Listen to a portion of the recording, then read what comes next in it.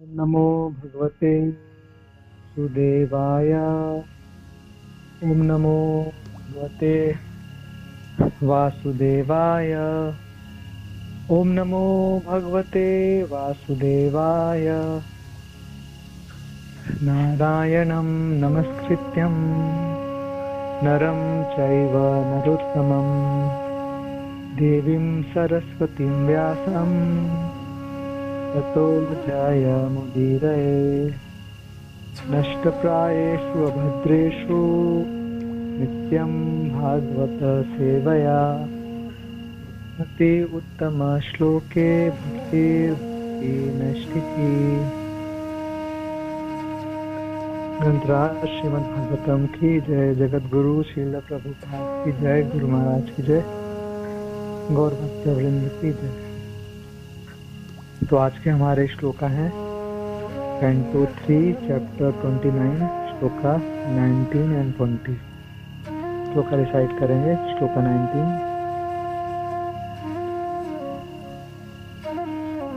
मद्धर्मणा गुणैरेते परिसंशुद्ध आशया पुरुषस्य अंजसा भेति श्रुतमात्र गुणं हिमान्। मद्धर्मणो गुणैरेते परिसंशुद्ध आशया पुरुषस्य अंजसा भेति श्रुतमात्र गुणं हिमान्।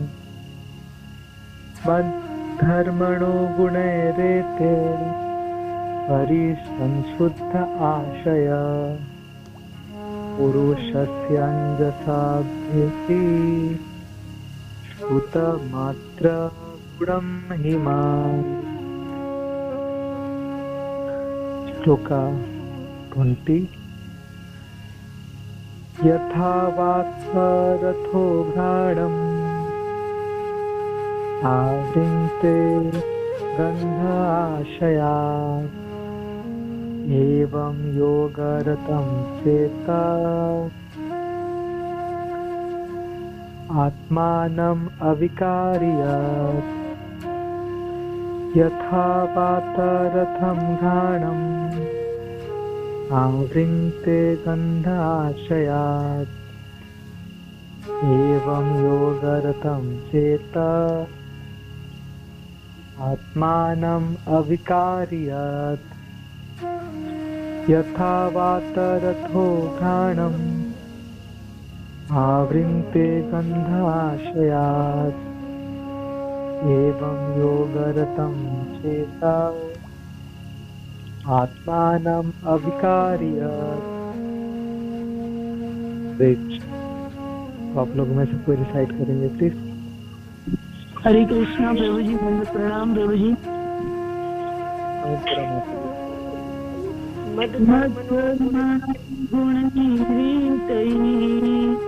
परिसंशुद्ध आशयः पुरुषस्य अजसा भेति श्रुतमात्र गुणं हिमान्। दंड प्रणाम प्रभु जी। हरे कृष्णा। हरे कृष्णा। हरे कृष्णा।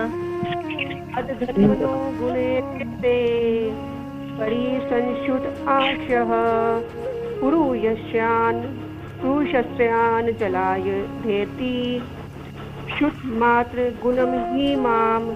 हरे कृष्णा प्रभु धन्यवाद प्रणाम। मद धर्मनो गुणैरेते परिसंशुद्ध आशयाः पुरुषस्याजसा भेति श्रुतमात्र गुणम ही माम। हरे कृष्णा प्रभु। हरे कृष्णा प्रभु धन्यवाद प्रणाम। यथा वातरथोत्थानम् आवृके गन् आश्रयते एवं योगरतं चेत आत्मानं विकार्यते। हरे कृष्णा प्रभु धन्यवाद। थैंक यू माता जी। हरे कृष्णा। प्रभु जी।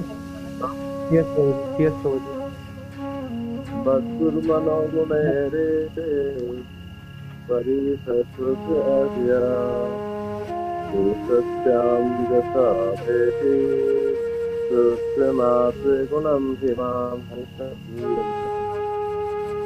थैंक यू प्रभु जी। हरे कृष्ण प्रभु जी तुम्हें प्रणाम। यस माता जी। यथा वाचको घ्राणम् आवृङ्गते गन्ध आशया एवं योगगतं चेत आत्मानं विकार्य। हरे कृष्ण तुम्हें प्रणाम प्रभु जी। थैंक यू माता जी। यस प्रभु। मत धर्मण गुणे एते परिशुद्धम आस्य पुरुषस्य अत्ता अभियेति श्रुतमात्र गुणम ही माम। हरे कृष्ण धर्म थैंक यू प्रभु जी। हरे कृष्ण प्रभु जी दंडवत प्रणाम। मद्धर्माणो गुणेरेते परिशुद्ध परिसंशुद्ध आशया पुरुषस्य याजसा भयति श्रुत्रमात्र गुणम ही माम। हरे कृष्ण प्रभु जी दंडवत प्रणाम। थैंक यू माता जी। ओके, तो फिर हम वर्ड टू वर्ड मीनिंग देखते हैं। Word to word meaning shloka 19। मद धर्मणा मेरे भक्त के गुण हैं, गुणों से एते हैं इन परिसंशुद्ध पूर्णतया शुद्ध आशय चेतना पुरुषस्य पुरुष की अंजसा तुरंत अभेति निकट आता है सुत सुनकर मात्र केवल गुणम गुण ही निश्चय ही माम मुझको। अनुवाद एवं तात्पर्य जगत गुरु श्रील प्रभुपाद द्वारा श्रील प्रभुपाद की जय।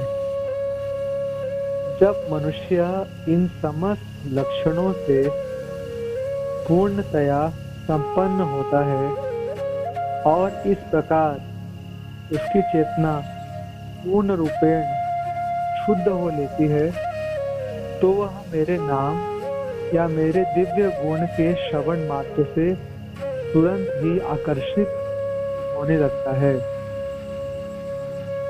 तात्पर्य, इस उपदेश के प्रारंभ में ही भगवान श्री कपिल ने अपनी माता को बताया कि मत गुण श्रुति मात्रेण, मेरे श्री भगवान के नाम गुण रूप आदि के श्रवण मात्र से मनुष्य अनुरक्त हो जाता है। विभिन्न शास्त्रों द्वारा अनुमोदित विधि विधानों का पालन करने से मनुष्य समस्त दिव्य गुणों में पूर्ण योग्य बन जाता है। भौतिक संगति के कारण हमने जो कुछ अनावश्यक गुण विकसित कर लिए हैं उस कलमश से उपयुक्त प्रक्रिया का पालन करके हम छूट सकते हैं। पिछले श्लोक में वर्णित दिव्य गुणों को विकसित करने हेतु हमें इन कलमश ग्रस्त गुणों से मुक्त होना चाहिए। Shloka 20 word meaning. यथा जिस प्रकार वात वायु का, रथा रथ, घ्राणम सूंघने की इंद्रिय, घ्राणेन्द्रिय आवृंगते ग्रहण करती है, गंध सुगंध आशया स्रोत्र से, एवं उसी प्रकार योग रतम भक्ति योग में लगी हुई चेता चेतना आत्मानम परमात्मा अविकारी अपरिवर्तनशील यत जो।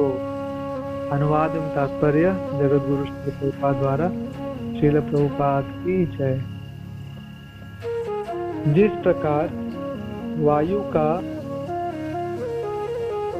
उसके स्रोत से ले जाता है और तुरंत घ्राण इंद्रिय तक पहुंचाता है, उसी प्रकार जो व्यक्ति निरंतर भक्ति में सेवा अर्थात कृष्ण भावनामृत में संलग्न रहता है वह सर्वव्यापी परमात्मा को प्राप्त कर लेता है। तात्पर्य, जिस प्रकार उद्यान के फूलों की सुगंध को ले जाने वाला समीर तुरंत घ्राण इंद्रिय तक पहुंच जाता है, उसी प्रकार भक्ति भाव से सिक्त चेतना भावना तत्काल परमेश्वर के दिव्य अस्तित्व तक पहुंच जाती है, क्योंकि श्री भगवान अपने परमात्मा रूप में सर्वत्र प्रत्येक जीव के हृदय में विद्यमान रहते हैं। श्रीमद् भगवद गीता में कहा गया है कि श्री भगवान क्षेत्रज्ञ हैं, इस प्रकार इस शरीर के भीतर विद्यमान हैं, किंतु एक ही समय वे अन्य शरीर में भी रहते हैं, क्योंकि अमुक आत्मा किसी अमुक शरीर में ही विद्यमान रहता है। अतः जब अन्य आत्मा उसका साथ नहीं देता तो वह बदल जाता है, किंतु परमात्मा समान रूप से सर्वत्र विद्यमान रहते हैं। व्यष्टि आत्मा विरोधी हो सकते हैं, किंतु प्रत्येक शरीर में समान रूप से विद्यमान होने के कारण परमात्मा अविकारी अर्थात अपरिवर्तनशील कहलाते हैं। जब व्यष्टि आत्मा कृष्ण भक्ति से पूर्णतया सिक्त हो जाता है, तभी वह परमात्मा की उपस्थिति को समझ सकता है। श्रीमद् भगवद गीता में पुष्टि की गई है कि पूर्ण कृष्ण भावना में भक्ति में सेवा से पूरित व्यक्ति पूर्ण पुरुषोत्तम परमेश्वर को या तो परमात्मा के रूप में अथवा परम पुरुष के रूप में समझ सकता है। भक्त्या माम अभिजानाति। श्रीमद् भागवतम की जय, श्रील प्रभुपाद की जय, की जय। उमज्ञानतिमिरान्धस्य ज्ञानाञ्जनशलाकय चक्षुरुन्मिलितं येन तस्मै श्रीगुरुवे नमः। श्रीचैतन्यमनोभीष्टं स्थापितं येन भूतले स्वयं रूपः कदा मह्यं ददाति स्वपदान्तिकम्।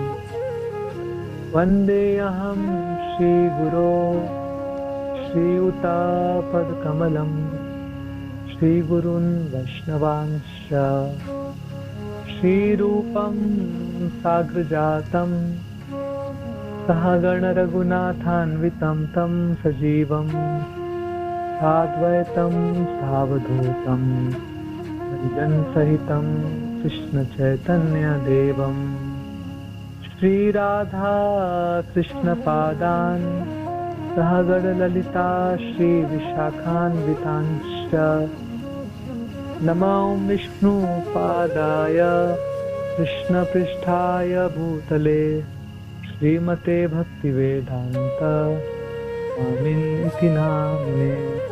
नमस्ते सारस्वते देवे गौरवाणी प्रचारिणे निर्विशेष शून्यवादी पश्चात्य देशतारिणे। नमो महावदन्याय कृष्ण प्रेम प्रदायते कृष्णाय कृष्ण चैतन्य नाम्ने गौरतिशे नमः।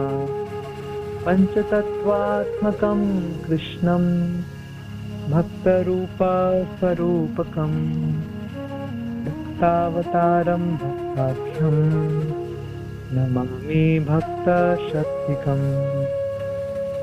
कृष्णाय वासुदेवाय देवकी नंदनाय च नंदगोपकुमाराय गोविन्दाय नमो नमः। नमो पंकजनाभाय नमो पंकजमालिने नमो पंकजनेत्राय नमस्ते पंकजांगे। हे कृष्णा करुणा सिंहो दीनबंधो जगत्पते गोपेश गोपिका कांत राधा कांत नमोस्तुते। तप्त कांचन गौरांगी राधे वृंदावनेश्वरी वृषभानुसुते देवी नमामि हरिप्रिये। वाञ्छाकल्पतरुभ्यश्च कृपा सिन्धुभ्येव च पतितानां पावनेभ्यो वैष्णवेभ्यो नमो नमः। जय श्री कृष्ण चैतन्य प्रभु नित्यानंद श्री अद्वैत गदाधर श्रीवासादि गौर भक्त वृंद। हरे कृष्णा कृष्ण कृष्ण हरे हरे, हरे राम राम राम हरे हरे। नमो विष्णुपादाय कृष्ण पृष्ठाय भूतले श्रीमते गोकुलदास अधिकारी नामते। यंत्रा श्रीमद् भागवतम की जय, जगत गुरु श्रील प्रभुपाद की जय, महाराज की जय, गौर भक्त वृंद की जय। तो मैं भागवतम स्टार्ट करने से पहले श्री गौर निताई, श्रील प्रभुपाद, गुरु महाराज और आप सभी वैष्णवों के चरणों में प्रार्थना करता हूँ आप मुझे आशीर्वाद दीजिए कि मैं गुरु परंपरा की प्रसन्नता के लिए भागवतम की सेवा कर पाऊँ। हरे कृष्ण। तो ये बहुत सुंदर अध्याय हम लोग डिस्कशन कर रहे हैं। भगवान श्री कपिल द्वारा भक्ति योग की व्याख्या। तो माता देवहूति भक्त है और भक्त पर दुखी, दूसरों के दुख देख के भक्त दुखी होता है और परमानेंट नेचर का खुश करना चाहता है सभी जीवात्माओं को भक्त। तो समस्त जन कल्याण के लिए माता देवहूति ने भगवान कपिल से प्रश्न पूछे हैं कि समस्त जीवों का किस प्रकार से कल्याण होगे। तो समस्त जीवों के कल्याण के लिए आप भक्ति योग का उपदेश कीजिए, भक्ति की व्याख्या कीजिए। तो अपने माता के ऐसे प्रार्थना सुन के भगवान बहुत प्रसन्न होते हैं और भगवान भक्ति योग की सुंदर व्याख्या करते हैं, तो सुंदर विषयों का यहाँ पे हम लोगों ने पिछले डिस्कशन किए। एक सुंदर श्लोक ये था, मत गुण श्रुति मात्रेण मयि सर्व गुहाशय मनोगतिर अविच्छिन्ना यथा गंगा बसो अम्बुधौ लक्षणं भक्ति योगस्य निर्गुणस्य हिताहितम् अहेतुकी अव्यवहिता या भक्ति पुरुषोत्तमे। तो इसमें भगवान ने श्रवण और कीर्तन की महिमा को बताया कि जो भगवान के भक्त होते हैं वो श्रवण और कीर्तन के माध्यम से अपने मन को हमेशा भगवान में लगाए रखते हैं, हमेशा भगवान की ओर बढ़ते रहते हैं, जिस प्रकार से नदी समुद्र की ओर बढ़ती है बिना रोक के, बिना रुकावट के, उसी प्रकार से श्रवण और कीर्तन के सहायता से भक्त हमेशा भगवान की तरफ आगे बढ़ता रहता है, कृष्ण की ओर। हमारी एक यात्रा जर्नी चल रही है, एक हमारी ट्रैवलिंग हो रही है कृष्ण की ओर। श्रवण और कीर्तन की रेल में, उस ट्रेन में बैठ के हम कृष्ण की ओर धीरे धीरे आगे बढ़ रहे हैं, कृष्ण की तरफ हम आगे बढ़ रहे हैं, कृष्ण की तरफ हमारी कदम बढ़े चले जा रहे हैं श्रवण और कीर्तन के ट्रेन में बैठ के। दूसरा सुंदर श्लोक का भगवान बोले, चालोक्य शास्त्री सारूप्य एकत्वम अपि उत दीयमानं न गृह्णन्ति बिना सेवनम जना। 5 प्रकार की जो मुक्ति है, सालोक्य, साष्टी, सामीप्य, सारूप्य, एक भी प्रकार की मुक्ति भक्त नहीं चाहता। भगवान देना भी चाहे आगे आके कि ले लो, कुछ स्वीकार कर लो, फिर भी भक्त स्वीकार नहीं करना चाहता। वो तो बस भगवान की प्रेम में सेवा में अपने आप को रत रखना चाहता है, हमेशा प्रेम में ही सेवा करना चाहता है, हर प्रकार से भगवान को संतुष्ट करना चाहता है, खुश करना चाहता है। भगवान ने और भी सुंदर यहाँ पे भक्ति योग की कई सारी सुंदर व्याख्या करी है कि भक्त हमेशा भगवान के मंदिर में अर्चा विग्रह के दर्शन करेगा, भगवान के चरण कमलों का स्पर्श करेगा और भक्त स्पिरिचुअल विजन, आध्यात्मिक दृष्टिकोण को डेवलप करेगा, हमेशा गुरुओं का, आचार्यों का सम्मान करेगा, गुरु और आचार्यों की भक्ति करेगा और समस्त जीवात्माओं पे दयालु रहेगा, इंद्रिय को अपना नियंत्रण में रखेगा। इस पर भगवान ने सुंदर बहुत सारे भक्ति के उपदेशों को दिया और कहते हैं भगवान की इस प्रकार से अगर इन सारे प्रोसेस को, भक्ति के अंगों को जो मैंने अब तक बताया उसको अच्छे से अप्लाई करता है, फॉलो करता है, तो वो मेरे तरफ आकर्षित होने लगता है, मेरे तरफ आगे बढ़ने लगता है। तो आज हम ओवरऑल 2 विषयों पे डिस्कशन करेंगे जो हमारा आज के श्लोक है। एक तो श्रवण कीर्तन की महिमा, श्रवण कीर्तन की महिमा। तो श्रवण और कीर्तन के अच्छे से अगर हम करेंगे तो उससे हमारा हार्ट जो है वो सफाई होगा, हमारा हृदय, वो जो कलमशग्रस्त हृदय है वो सारी कलमशों से मुक्त हो जाएगा। श्रवण कीर्तन की महिमा और श्रवण कीर्तन से हमारा गंदा हृदय का सफाई। और सेकंड हम देखेंगे जो दूसरे श्लोक है, हमारी भावना को कृष्ण भावना में परिवर्तित कर देना, ट्रांसफॉर्मेशन ऑफ कॉन्शियसनेस। और ऐसा विजन हमें डेवलप करना कि हम हर जगह कृष्ण की अनुभूति कर पाए, हर जगह कृष्ण ही हमें देख पाए, हर कार्य में भी कृष्ण को हम देख पाए। तो कृष्णा कॉन्शियसनेस को डेवलप कर पाना, कृष्ण भावना को डेवलप कर पाना, एक क्षण के लिए भी कृष्ण हमसे दूर न रहे, हर क्षण हम कृष्ण के प्रतीति कर पाए, कृष्ण बहुत नजदीक हो जाए। तो आज हम इसके बारे में ओवरऑल आज का हमारा डिस्कशन होंगे, इसके बारे में हमारे डिस्कशन चलेंगे।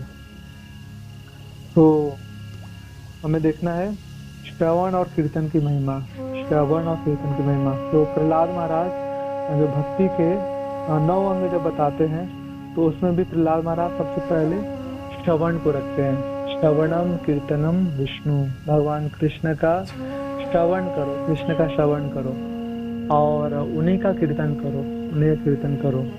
तो श्रवण और कीर्तन के जल से हमारी भक्ति लता का सिंचन होता है, हमारी भक्ति लता का सिंचन होता है। और हमारा जो लक्ष्य है ना, जिस एक लक्ष्य के लिए हम हो सकता है कि हम लोग जितने भी लोग हम लोग अभी सुन रहे हैं सब लोग का डिफरेंट कुछ ना कुछ टेस्ट होगा, डिफरेंट किसी में सबका टेस्ट होगा।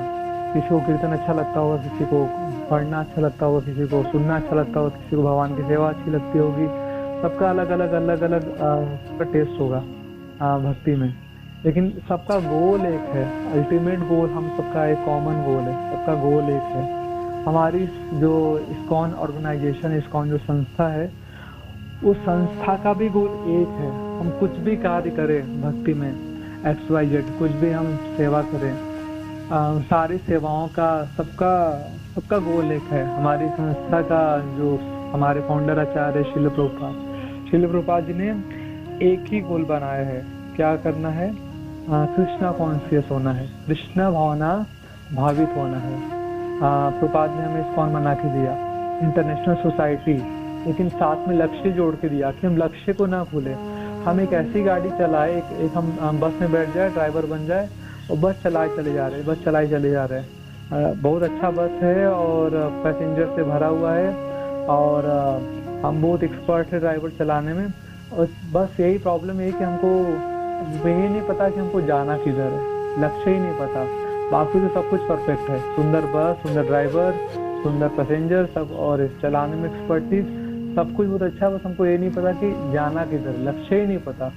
फिर सब कुछ अच्छा होते हुए भी फिर क्या लाभ मिलने वाला है जब हम हमारे अंतिम गंतव्य लक्ष्य तक नहीं पहुंच पाएंगे। इसीलिए श्रील प्रभुपाद ने सोसाइटी का नाम ही ऐसा दिया, इंटरनेशनल सोसाइटी। हम एक ऐसी संस्था बनाने जा रहे हैं जिसका लक्ष्य होगा कृष्णा कॉन्शियसनेस, कृष्ण भावना का विकास करना, कृष्ण चेतना का विकास करना। ये समझ के श्रील प्रभुपाद ने इस लक्ष्य को पूरा करने के लिए श्रील प्रभुपाद ने इस्कॉन को एस्टेब्लिश किया, इस्कॉन की स्थापना की। और जो भी लोग इस्कॉन में जुड़े, जो भी लोग इस्कॉन ऑर्गेनाइजेशन से जुड़े, उन सबका भी एकमात्र overall एकमात्र one and only aim should be to remain and to become and to grow in Krishna consciousness। Krishna भावना में रहना, कृष्ण भावना को बढ़ाना और टॉप मोस्ट लेवल की कृष्ण भावना को अचीव करना, ये हमारे इस्कॉन में आने का एक और केवल एक ही, यही केवल कॉमन हम सबका लक्ष्य है कि कैसे करें हम कृष्ण भावना में इसको बढ़ाएं। अब ये सब करने का सबका तरीका अलग अलग हो सकता है, कोई कुछ करके बढ़ाए, कोई कुछ करके बढ़ाए, लेकिन लक्ष्य तो हम सबका एक ही है, कृष्ण भावना को में हर प्रकार से अपने आप को लगाना। हमारे जीवनों में, हमारे जीवनों के हर एक क्षणों में कृष्ण को जोड़ देना, कृष्ण को जोड़ देना, हमारे पूरे जीवन को कृष्ण भावना भावित बना देना। जैसे अगर हमें अपने खीर बना रहे हैं, हम खीर बना रहे हैं और खीर को हमें बहुत मीठा बनाना है, मीठा खीर बहुत मीठा पसंद है, मीठा बनाना है, तो मिठास कैसी आएगी खीर में, मिठास कैसी आएगी? मीठा खीर बनाने के लिए हमें चीनी डालना पड़ेगा, और ज़्यादा मीठा पसंद है और डालो चीनी, और डालो चीनी, बहुत सारा चीनी डालेंगे तो खीर बहुत मीठा बन के आएगा, बहुत मीठा खीर बन के आएगा। बहुत सिंपल बात है। उसी तरह से अगर हमारे पूरे लाइफ को, पूरे जीवनों को कृष्ण भावना भावित बनाना है तो क्या करना पड़ेगा? तो हमारे जीवनों में कृष्ण को डालना पड़ेगा, ज़्यादा से ज़्यादा मात्रा में हमारे जीवनों में हमको कृष्ण को डालना है, कृष्ण को डालना है, कृष्ण का इंटेक करना है, कृष्ण को हमें पीना है, कृष्ण को हमें पीना है ना। कृष्णा अमृतम, कृष्ण अमृत है, उस अमृत को पीना है और ज़्यादा पीना है, पूरा कृष्ण, पूरा कृष्ण को पीना है, वो कृष्ण का इतना इंटेक करना है, इतना इंटेक करना है, कृष्ण को पीना है, कृष्ण को पीना है। हमारे जीवनों में पूरे तरीके से कृष्ण आ जाए, पूरे तरीके से पूरे कृष्ण ही आ जाए, बाकी और किसी दूसरे चीज के लिए जगह ही ना बचे, पूरा कृष्ण हो जाए, पूरा कृष्ण हो जाए। कि गोपीजन जब दूध दही माखन लेके जाती थी तो इतना उनका कृष्ण का इंटेक था, तो वो ये उनको तो दिमाग में उनका नेचुरल बिजनेस है बेचना, लेकिन उनके दिमाग में ये नहीं वो आता था कि दूध दही माखन ये ले लो, ये कभी नहीं बोलती थी। इतना कृष्ण इंटेक था तो वो यही निकलता था, कृष्ण ले लो, गोविंद ले लो, गोपाल ले लो, माधव ले लो, कृष्ण का नाम ही बोलती थी वो सब, वो कृष्ण भावना भावित करती थी हर प्रकार से। पूरा कृष्ण का इंटेक था उनके अंदर, 1% भी कृष्ण बाहर नहीं जाते थे उनसे, हर समय वो कृष्ण भावना भावित करती। तो फुल इंटेक हम लोग को हमारे जीवन में कृष्ण का पूरा जोड़ना है, ज़्यादा मात्रा में, पूरा मात्रा में हमें कृष्ण को हमारे जीवनों में डालना है, पूरा डालना है कृष्ण को। तो उसके लिए हम लोगों को 2 चीजें एक साथ करना पड़ेगा। कृष्ण को पूरा डालना है तो 2 चीजें एक साथ करना पड़ेगा। क्या करना है? कृष्ण से हमारी आसक्ति बढ़ानी है, कृष्ण से हमारी आसक्ति बढ़ानी है, इस पे काम करना है, बढ़ाना है। आज 5% आ सकती है तो कल हम 10% पे लाएंगे उसके, कल 10 हो गया तो परसों 20 तो फिर 40, ऐसे करके हमें कृष्ण में ऐसे आ सकती है। एक दिन हमें 100% ले आना है इस जीवनों के ढलने तक, अंत होने से पहले 100% कृष्ण में आसक्ति कर लेनी है। दूसरा काम क्या करना है? भौतिक विषयों से आसक्ति कम करना है, भौतिक विषयों से आसक्ति कम करना है, कृष्ण का इंटेक बढ़ाना है और भौतिक चीजों का इंटेक कम करना है।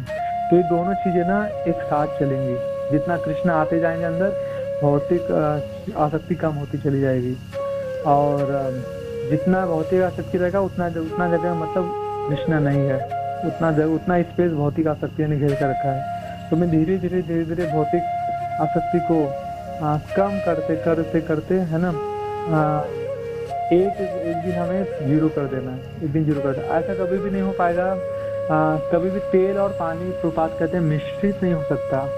तेल और पानी हमेशा अलग अलग रहेगा, ऐसा नहीं कि तेल पानी एक बन गया। ऐसा कभी भी नहीं होगा कि हम सोचे कि मैं शुद्ध भक्त भी बन जाऊंगा, बहुत बड़ा भक्त बनूंगा, शुद्ध भक्त बनूंगा, बहुत अच्छा भक्त बनूंगा, डिवोटी, और साथ में मैं भौतिक इच्छा भी मेंटेन करूंगा। हाँ, भौतिक इच्छा भी मेंटेन करूंगा, मटेरियल एंजॉयमेंट को भी मैं भोगूंगा। यह कभी भी नहीं होगा, ये कभी भी नहीं होगा। मान लीजिए कि आप एक कार चला रहे हैं, कार ड्राइव कर रहे हैं और आपने एक्सीलेटर पे पाँव रखा है, एक्सीलेटर आप प्रेस कर रहे हैं, दबा रहे हैं, साथ में आप ब्रेक पे भी पाँव रखे हुए हैं, ब्रेक पे भी, तो आपकी कार आगे नहीं बढ़ेगी, आपकी कार रुकी रहेगी, है ना, आपकी कार रुकी रहेगी। अगर आपको कार आगे भगानी है, कार चलानी है, तो फिर आपको ब्रेक जो रोकने वाला जो वहाँ पे सिस्टम है उससे से आपको हटाना पड़ेगा पाँव, तो फिर गाड़ी आगे चलेगी, गाड़ी आगे चलेगी। ब्रेक पे भी पाँव लगाए रखेंगे, एक्सीलेटर भी प्रेस करेंगे, फिर कभी भी कार बढ़ नहीं पाएगी, आगे बढ़ नहीं पाएगी, वहीं रुकी रहेगी, वहीं की वहीं रुकी रहेगी। हम दोनों पे एक साथ पाँव रख रहे हैं, दोनों एक साथ, तो में ब्रेक से पाँव हटाना पड़ेगा, फिर जाके कार आगे बढ़ेगी, कार आगे बढ़ेगी। कभी कभी हम लोग देखते हैं, हमें भक्त में हमें एक्सपीरियंस होता है आने के बाद कि हम देखते कि बहुत सारे भक्त बोलते भी हैं कि मैं भक्ति में पिछले 5 साल से जुड़ा हूँ, 10 साल से जुड़ा हूँ, 15-20 साल से जुड़ा हूँ, लेकिन मैं ऐसा अनुभव करता हूँ कि मैं वहीं पर हूँ जहाँ मेरा प्रगति नहीं हो पाया है, रुका हुआ हूँ। जहाँ पे 10 साल पहले था वहीं पर आज हूँ, जहाँ पर 20 साल पहले था वहीं पर आज हूँ। आगे नहीं बढ़ पाया, उतना पर ही रुका हुआ। मैं ऐसा अनुभव करता हूँ, ऐसा हम लोग भक्त लोगों से सुनते हैं,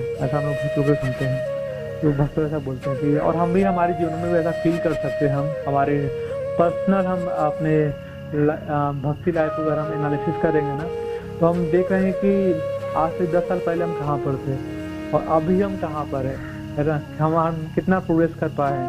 जिस गति से समय भागा है, क्या उस गति से हमारी प्रगति हो पाई है, हम कर पाए हैं, और कितना समय अभी हमारे पास शेष है, और अगर हमें थोड़ा ये सोच के आभास होगा, डर लगेगा, तो उम्र तेजी के साथ हमारा आगे बढ़ गया और उतना तो समय भी शेष नहीं है और प्रगति तो बहुत ज़्यादा वाली करनी है। तो क्या जितना समय हमारे पास बचा हुआ हमारे जीवन होगा, 10 साल बचा है, 20 साल बचा है, 30 साल बचा है, क्या इस बचे हुए जीवनों में क्या हम अपने भक्ति की पूरी पराकाष्ठा तक ले जा पाएंगे, पहुंचा पाएंगे, है ना।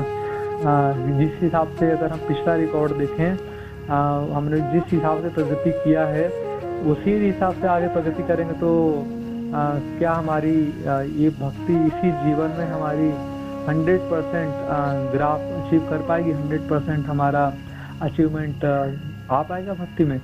तो हमको सेल्फ एनालिसिस भी करना चाहिए अपने लिए और फिर उसके हिसाब से काम करना चाहिए। उसके हिसाब से काम की हमें फिर देखना है कि where is the blockage, break कहाँ लग रहा है, कहाँ से ब्रेक लग रहा है, क्या है वो हमारी भक्ति में प्रगति को रोकने वाला, क्या हिंड्रेंस है, क्या चीज़ रोक रहा है, उस चीज़ को फाइंड आउट करना चाहिए और उस पर काम करने से हम वहाँ से पाँव हटाए, आगे बढ़े, है ना।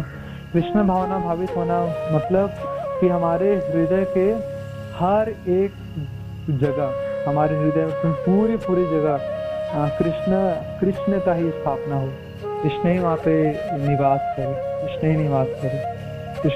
करे, है ना। उसके लिए भगवान हमारे हृदय में आके बसे, है ना, हमारे हृदय में आके नंदलाल बस जाए, तो उसके लिए हृदय में जगह भी तो होना पड़ेगा ना।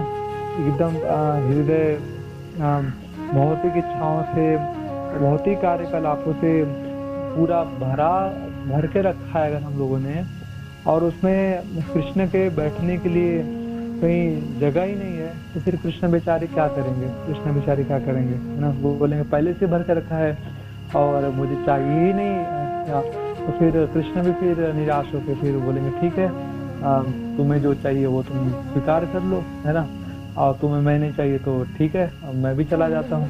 फिर जब कृष्ण अपने लिए जगह नहीं देखेंगे, कृष्ण भी लुप्त तो गायब हो जाएंगे, चले जाएंगे उधर से, है ना, चले जाएंगे।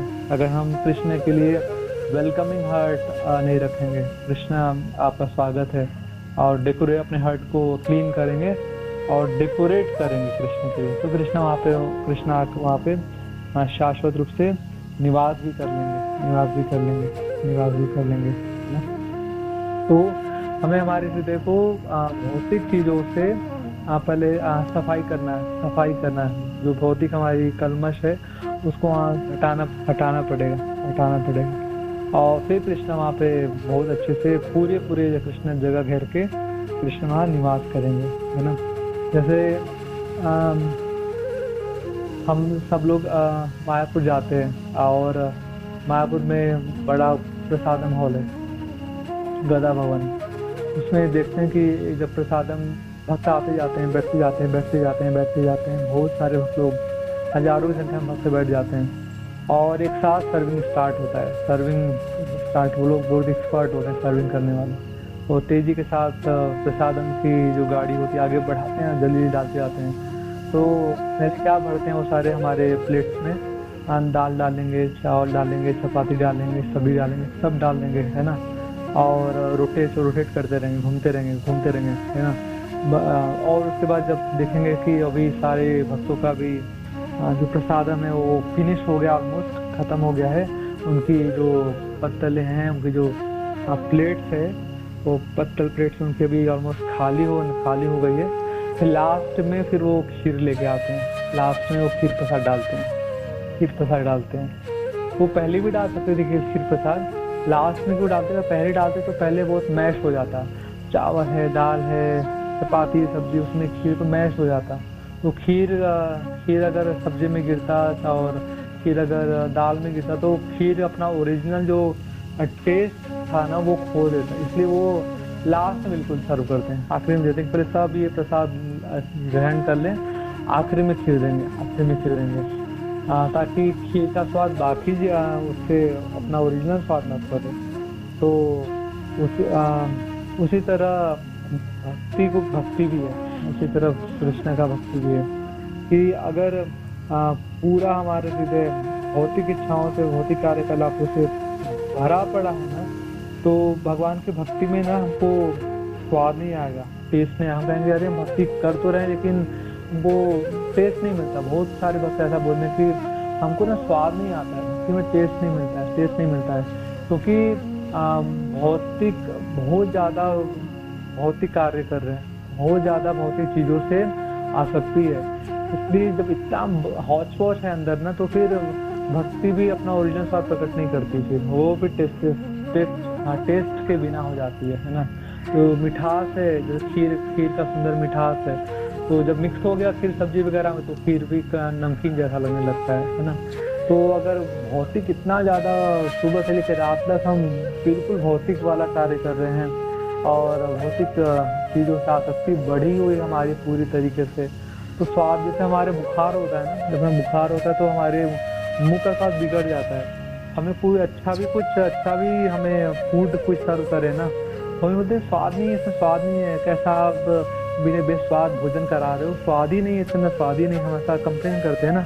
लेकिन फूड में खराबी नहीं होती, फूड तो बढ़िया स्वादिष्ट होता है, क्योंकि इतना बुखार के, इतना हाई टेम्परेचर की वजह से हमारा स्वाद खराब हो गया ना मुँह का, इससे में स्वाद ही नहीं लगता उसका। लेकिन जब हमारी बुखार उतर जाती है और हम हमारे बिल्कुल नॉर्मल स्टेट पे आ जाते हैं टेम्परेचर, तो फिर हमारा जो भी हम खाते हैं ना उस चीज़ों में ना हमको फिर स्वाद मिलता है, सब चीज़ों में स्वाद मिलता है, अच्छा लगता है फिर, है ना।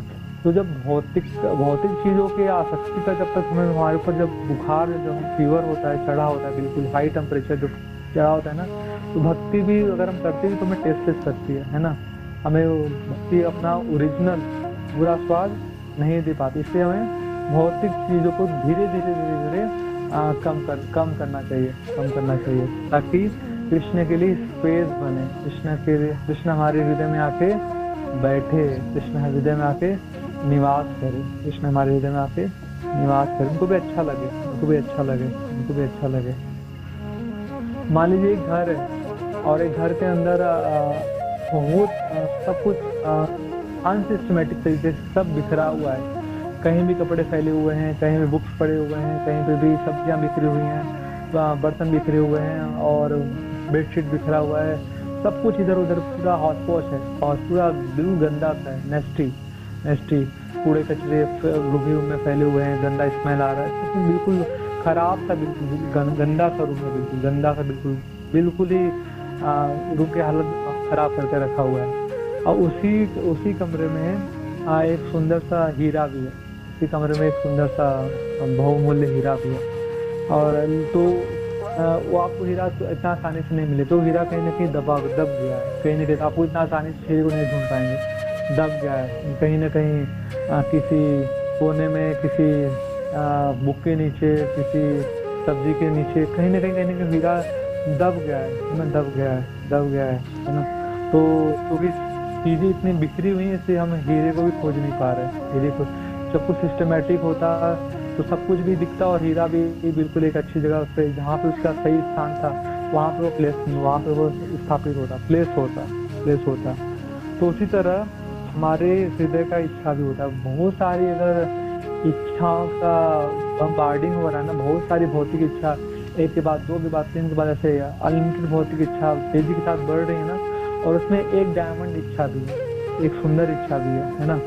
एक सुंदर इच्छा भी है कि हमें कृष्ण का भक्ति करना है और बहुत अच्छा भक्त बनना है, भगवान का अच्छा भक्त बनना है, एक ऐसी इच्छा है। लेकिन ये बेचारी जो सुंदर इच्छा है ना, जो कभी कभी हमको हमारे यहाँ अंदर प्रकट होता है ना, कभी कभी अंदर प्रकट होता है।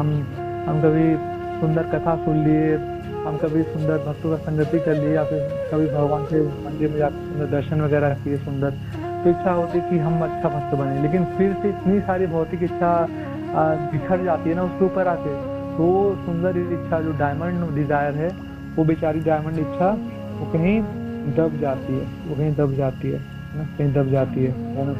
तो हमें सबसे पहले क्या करना पड़ेगा, क्लींजिंग करना पड़ेगा, हृदय की सफाई करना पड़ेगा, हृदय की सफाई करना पड़ेगा। सफाई करने के लिए कुछ हमारे पास इंग्रेडिएंट्स होना चाहिए, कुछ सामान होना चाहिए ना। सफाई कैसे करें, है ना, सफाई कैसे करें, तो सफाई कैसे करेंगे, सफाई करने के लिए हमारे पास क्या होना चाहिए, एक दो बकेट होना चाहिए, साफ पानी होना चाहिए, और ब्रूम एंड मॉप, वो कुछ पोछा होना चाहिए, झाड़ू होना चाहिए, फिनाइल होना चाहिए, सर्फ होना चाहिए। बेसिक कुछ हमारे पास कुछ चीज होना चाहिए जिससे हम कमरे की अच्छे तरीके से सफाई करेंगे। तो हमारे हृदय इतना गंदा हो तो सफाई कैसे करेंगे, उसके लिए झाड़ू कहाँ से लाएंगे, पानी कहाँ से लाएंगे, तो वो क्या है सफाई है, वो है मत गुना श्रुति मात्रेण, वो सफाई है ना। भगवान कृष्ण से नाम रूप गुण आदि का श्रवण कीर्तन, मत गुना श्रुति मात्रेण, तो ये करेंगे ना भगवान का, जब हम श्रवण कीर्तन करेंगे ना, तो फिर सफाई होगा, धीरे धीरे गंदगी हृदय की साफ होगी, और हमारा जो हार्ट है वो कृष्णमय बनेगा, कृष्ण कॉन्शियस बनेगा, है ना, कृष्ण कॉन्शियस बनेगा।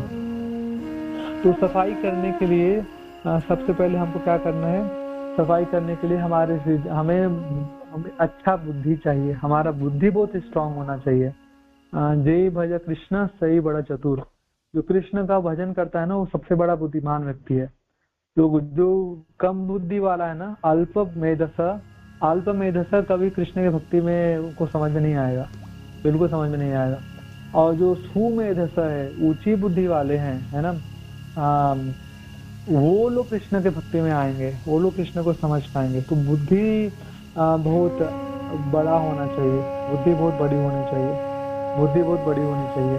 कृष्ण के भक्ति में हमें आना है, कृष्ण के भक्ति में हमें आगे बढ़ना है, हमारी बुद्धि बहुत स्ट्रांग होनी चाहिए। बुद्धि कमजोर है ना तो भक्ति में आ भी नहीं पाएंगे, कैसे ही करके भी हम आ भी रहे तो हम भक्ति में बढ़ नहीं पाएंगे, अगर कमजोर बुद्धि वाले, हम सब कमजोर बुद्धि वाले, है ना।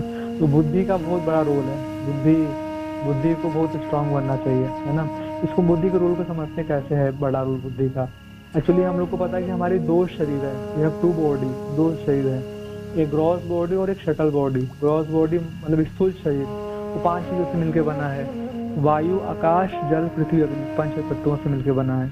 दूसरा है सूक्ष्म शरीर, ये छोटा शरीर शटल बॉडी, ये 3 चीजों से मिलकर बना है, मन बुद्धि अहंकार, है ना, 3 चीजों से मिलकर बना है। तो प्रॉब्लम यह है कि जो हमारा ये ग्रॉस बॉडी है, जो हमारा स्थूल शरीर है, जिसके लिए हम बहुत कार्य करते हैं, हमेशा इतनी मेहनत करते हैं, हमें सुंदर दिखना है, सुंदर दिखने के लिए मेहनत करते हैं, हमें स्वस्थ रहना है, आरोग्य, स्वस्थ रहना, हेल्दी, अच्छा फिट रहना, फिट एंड फाइन, उसके लिए हम बहुत मेहनत करते हैं, है ना। लेकिन क्या होता है, हमें एक दिन ये शरीर जिसके लिए हमने पूरा जीवन भर लगाया, है ना, अपना बहुत सारा एनर्जी, बहुत सारा टाइम इन्वेस्ट किया उस शरीर को संभालने के लिए, स्वस्थ सुंदर बनाने के लिए, वो हमें छोड़ना पड़ता है, जहाँ को छोड़ के जाना पड़ता है ना। और इस शरीर को इस शरीर, एक शरीर छोड़ा तो हमें एक्सचेंज, उसके बदले में हमें एक नया शरीर मिल जाएगा, है ना। उस शरीर में उसके बदले में नया शरीर मिलेगा, वो तो कोई दिक्कत की बात नहीं है। वो शरीर दूसरा छोड़ा, तीसरा शरीर नया मिलेगा, वो तीसरा छोड़ा तो चौथा मिलेगा। ऐसे ही तो अनलिमिटेड सीरीज चलता रहता है हमारा, अनंत कालों से अनंत देह हम प्राप्त कर चुके हैं, अनंत देह, ये यात्रा चली रही है। इस शरीर में तो परिवर्तन होता रहता है, तो बहुत ज्यादा दिक्कत की बात नहीं है। एक शरीर छूटा तो आपको फ्रेश न्यू बॉडी भगवान दे, फ्री में भगवान बॉडी, भगवान पैसा थोड़ी लेते हैं, है ना, नया शरीर देते हैं भगवान, तो भगवान कृपा ही करते हैं, है ना, कि जो पुराने जर्जर व्यर्थ के शरीर को हमारा लेके हमें न्यू फ्रेश यंग बॉडी, है ना, सुंदर भगवान शरीर प्रदान करते हैं, स्वस्थ सुंदर शरीर मिल जाती है नए शरीर में, है ना। तो अलग अलग हम समय रह सकते हैं, है ना, कोई 40 साल उस शरीर में रहेगा, कोई 50 साल, कोई 60, जितनी डेस्टिनी है, भाग्य, उतना वो शरीर में रहेगा, फिर उसको नया शरीर मिल जाएगा, उसमें फिर नया तीसरा, ऐसे सीरीज चलता रहता है। तो ग्रॉस बॉडी के साथ बहुत ज्यादा दिक्कत नहीं है, दिक्कत है शटल बॉडी के साथ, क्योंकि शटल बॉडी जो हमारा सूक्ष्म शरीर है ना, इस सूक्ष्म शरीर ये परिवर्तन नहीं होता है, ये लाखों करोड़ों युगों से हमारे साथ साथ चलता है। आत्मा सांस के साथ साथ ही चिपक के रहता है। जहाँ जहाँ आत्मा जिस भी शरीर में जाएगी, शरीर तो पुराना शरीर मर गया, नया शरीर में गया, आत्मा नए शरीर में गई, तो आत्मा के साथ ये मन भी चिपक के जाता है ना, मन बुद्धि अहंकार, ये शटल बॉडी साथ चिपक के जाएगी, साथ साथ जाती है, साथ साथ जाती है, साथ साथ जाती है ना। ये बहुत बड़ा समस्या है एक्चुअली, ये बहुत बड़ा समस्या है ना। वही पुराना कंटामिनेटेड दूषित मन नए शरीर में जाएगा, है ना। जैसे हमारे भाई फोन है, फोन में एक मेमोरी है, वो करप्ट मेमोरी है ना, और उस फोन हमने चेंज कर नया फोन लिया, उसमें करप्ट मेमोरी, तो उसमें भी करप्शन आ जाएगा, उसमें भी वायरस आ जाएगा खराब। तो इस प्रकार से पुराने जो कलमश जो हमने इकट्ठा किए हैं, पुराने मन, वो नए शरीर में जाएगा, उसमें भी जो कलमश इकट्ठा करेंगे अगले शरीर में जाएगा, अगले शरीर में जाएगा। ये बहुत बड़ा समस्या है ना। हम हर शरीर में कुछ न कुछ पाप कर देते हैं, हम गंदगी इकट्ठा करते रहते हैं, मन सब संचित होता है और नए शरीर में लेके जाता है, नए शरीर में लेके जाता है, नए शरीर में लेके जाता है। ये बहुत डेंजरस चीज है, ये कलमश ये लगातार इकट्ठा होता जाता है अंदर, है ना। बहुत बड़ा मेमोरी कार्ड है इसका, है ना। इसमें कभी ऐसा नहीं होता कि वो ना हो, जिस टू मच भर गया अभी मन का मेमोरी, अब और नहीं ग्रहण करेगा, ऐसा नहीं, ये लेता रहता है, मन सब कुछ लेता रहता है ना। और नया शरीर में लेके जाएगा, पुरानी चीजों को संचित नए शरीर में लेके जाएगा। ये बहुत बड़ा समस्या है, ये बहुत बड़ा समस्या है ना। तो इस पे हम लोगों को काम करना चाहिए, है ना, भक्त लोगों की। हमारे मन को हम जैसा बनाएंगे ना, वैसा बन जाएगा, ऐसा बन जाएगा, और घूमता रहता है हमारा आत्मा के साथ साथ, हर जगह ट्रैवलिंग करेगा, हर जगह ट्रैवलिंग करेगा। तो सूक्ष्म शरीर, इसका मैकेनिज्म कैसा है, तीन चीज से मिलकर बना है, माइंड, इंटेलिजेंस, ईगो, मन बुद्धि अहंकार, मन बुद्धि अहंकार, ये तीनों एक साथ रहते हैं, तीनों एक साथ रहते हैं। मान लीजिए कि एक कंपनी है, तीन लोग ही कंपनी चला रहे हैं, तीनों लोग मिलकर कंपनी चला रहे हैं, माइंड, इंटेलिजेंस, ईगो, मन बुद्धि अहंकार। और इसमें से जो कंपनी का जो बॉस बन के बैठा है ना, वो बॉस बन के बैठा है अहंकार, मिथ्या अहंकार, फॉल्स ईगो, मालिक बन के बैठा हुआ है। और मिथ्या अहंकार बोलता है, देखो मैं मालिक हूँ और मुझे इंजॉयमेंट चाहिए, मुझे आनंद लेना चाहता हूँ, मुझे आनंद दो। तो जो उसके जो मन होता है ना, मिथ्या अहंकार ऐसा बोला, मैं मालिक हूँ, मुझे आनंद प्रदान करो। तो मन जो है ना, मन इसका सबऑर्डिनेट होता है, मन इसके अधीन रहता है मिथ्या अहंकार के। तो मन तुरंत बोलता है, हाँ बिल्कुल मेरे श्रीमान, मैं आपको आनंद दूंगा, है ना, मेरे मालिक, मैं आपको आनंद दूंगा, ऐसे। और तुरंत मन कहता है कि श्रीमान आप जैसा चाहते हैं ना, बिल्कुल वैसा ही होगा, आपकी इच्छा पूर्ति होगी, आपको आनंद दिया जाएगा। तो मन तुरंत बुद्धि को बोलता है, चलो हम लोग मिलके हमारे मालिक के लिए काम करें, है ना। मन तुरंत बुद्धि को अपने साथ, बुद्धि और मन कलीग है, साथ साथ। मन तुरंत बुद्धि को अपने साथ रखता है, अपने साथ मिला लेता है ना। कि हमारे साहब को, हमारे मालिक को आनंद चाहिए, अब तुम प्लानिंग करो। बुद्धि, तुम बुद्धि हो ना, तो तुम प्लानिंग करो क्या करे हम ऐसा कि साहब हमारे खुश हो जाए, आनंदित हो जाए, है ना। प्लानिंग करो। तो सेंस ग्रेटिफिकेशन की प्लानिंग, इंद्रिय तृप्ति की फिर बुद्धि प्लानिंग करने लगता है। तो ये तीनों मिलके इस प्रकार से काम करते हैं, है ना। और उससे से जो डोमिनेटिंग जो है वो है मिथ्या अहंकार। मिथ्या अहंकार वो डोमिनेट करता है और मन उसका बात मानता है उसका भोग कराने के लिए, और बुद्धि प्लानिंग करके भोग कराने के लिए सारी योजना बना के लालच सौंपता है, सब सौंपता है। तो तीनों बहुत खतरनाक है ना। तो लेकिन जो शुद्ध भक्त, ही तो हम भौतिकवादी लोग कैसे देखेंगे, लेकिन जो प्योर डिवोटी है ना, प्योर डिवोटी शुद्ध भक्त लोग हैं, शुद्ध भक्त के केस में मिथ्या अहंकार उनका नहीं होता है। शुद्ध भक्त के अंदर जो होता है वो सच्चा अहंकार होता है, सच्चा अहंकार होता है। सच्चा अहंकार माने कि जो शुद्ध भक्त का अहंकार होता है उसको बहुत क्लियरिटी होती है, उसका बहुत क्लियर विजन होता है कि देखो मैं मालिक नहीं हूँ। मैं अहंकार, शुद्ध भक्त के अहंकार को पता होता है कि मैं मालिक नहीं हूँ, मैं सर्वे सर्वा नहीं हूँ। भगवान कृष्ण बहुत है, कृष्ण बहुत है, कृष्ण बहुत है और कृष्ण बहुत है, और सब कुछ कृष्ण के खुशी के लिए, कृष्ण का प्रसन्नता के लिए होना चाहिए। तो शुद्ध भक्त का जो अहंकार होता है वो मन को बोलता है कि ठीक है मन, कृष्ण की सेवा करनी है, ये मेरा ऑर्डर है। तो मन तुरंत, शुद्ध भक्त का मन वो बुद्धि को बोलता है, बुद्धि कृष्ण की सेवा करनी है, कृष्ण की सेवा करनी है ना। तो बुद्धि फिर प्लानिंग करता है अभी कि चलो अभी कृष्ण की सेवा करनी है, तो कृष्ण की सेवा करने के लिए क्या किया जाए, क्या किया जाए। तो शुद्ध भक्त का ना जो तीनों का बैलेंसिंग बहुत अच्छा चलता रहता है ना। क्योंकि जो उनका बॉस है ना, मतलब जो अहंकार, जो बॉस है वो एकदम सही है, वो सच्चा अहंकार, वो कृष्ण के अपने आप को कृष्ण के अधीन रखता है, इसलिए उनका भी जीवन आनंद, शुद्ध भक्त का जीवन पूरा आनंद में रहता है। और जो नितांत भौतिकतावादी है, पूरी तरह से भौतिक जीवन में ग्रस्त है, उनका भी जीवन सबसे ठीक ही चलता है ना। क्योंकि उनमें वो उनका जो भौतिकवादी लोग है, मैटेरियलिस्टिक पर्सन, उनका अहंकार मालिक बना हुआ है, वो मन को बोल रहा है हमें आनंद दो, मन बोलता है बुद्धि चलो हम हमारे मालिक को आनंद दे। उनमें भी ज़्यादा समस्या नहीं आती है, ज़्यादा प्रॉब्लम उनमें नहीं आती, वो लोग भोग करके वो आनंद लेते हैं। भौतिकवादी लोग भोग करके आनंद लेते हैं, उनको भी ज़्यादा समस्या नहीं आती। प्रॉब्लम यहाँ पे किसको आती है, प्रॉब्लम बीच वाले को आती है, जो ना तो पूरे तरीके से शुद्ध भक्त बना है और ना पूरे तरीके से भौतिकवादी है, वो बीच में आ गया है। मतलब उसको थोड़ा थोड़ा भक्त बन गया है और थोड़ा सा भौतिक जीवन भी जी रहा है। बीच में जो भक्त अभी फंसा है ना, हम निश्चित भक्त, उनके जीवन में ज़्यादा प्रॉब्लम है, उनके जीवन में ज़्यादा, वो बिल्कुल अशांत रहते हैं, बिल्कुल अशांत रहते हैं और वो कंफ्यूज रहते हैं। एक्चुअली उनका जो मिथ्या अहंकार होता है ना, जो अभी मिश्रित, जो अभी भक्ति के रास्ते पे चल तो दिया है, वो थोड़ा थोड़ा ज्ञान भी हो गया है, शास्त्र सुनता है, भक्तों की संगति करता है और कृष्ण को जानने लगा है। वो उसको समझ में आने लगता है कि देखो मैं मालिक तो नहीं हूँ, है ना, कृष्ण मालिक है, कृष्ण मालिक है ना।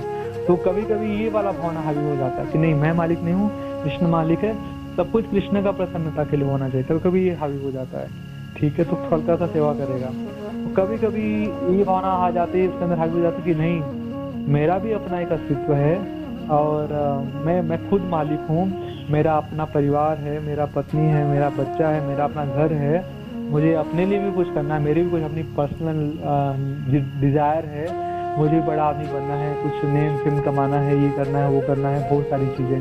तो वो अपने लिए भी कुछ सोचता है ना, कि मैं मालिक, भोक्ता, मैं भोक्ता, मैं भोग करूँगा, मैं अपने लिए कुछ बड़ा खड़ा करूँगा, है ना। तो इसका ना मिथ्या अहंकार कंफ्यूज रहता है, वो पेंडुलम के जैसा, कभी कृष्ण की तरफ आगे बढ़ेगा, कभी भौतिक जीवन में भोग की तरफ आगे बढ़ेगा, कभी इधर लौटेगा, उधर, मतलब फिक्स नहीं रहता, कंफ्यूज रहता है ना।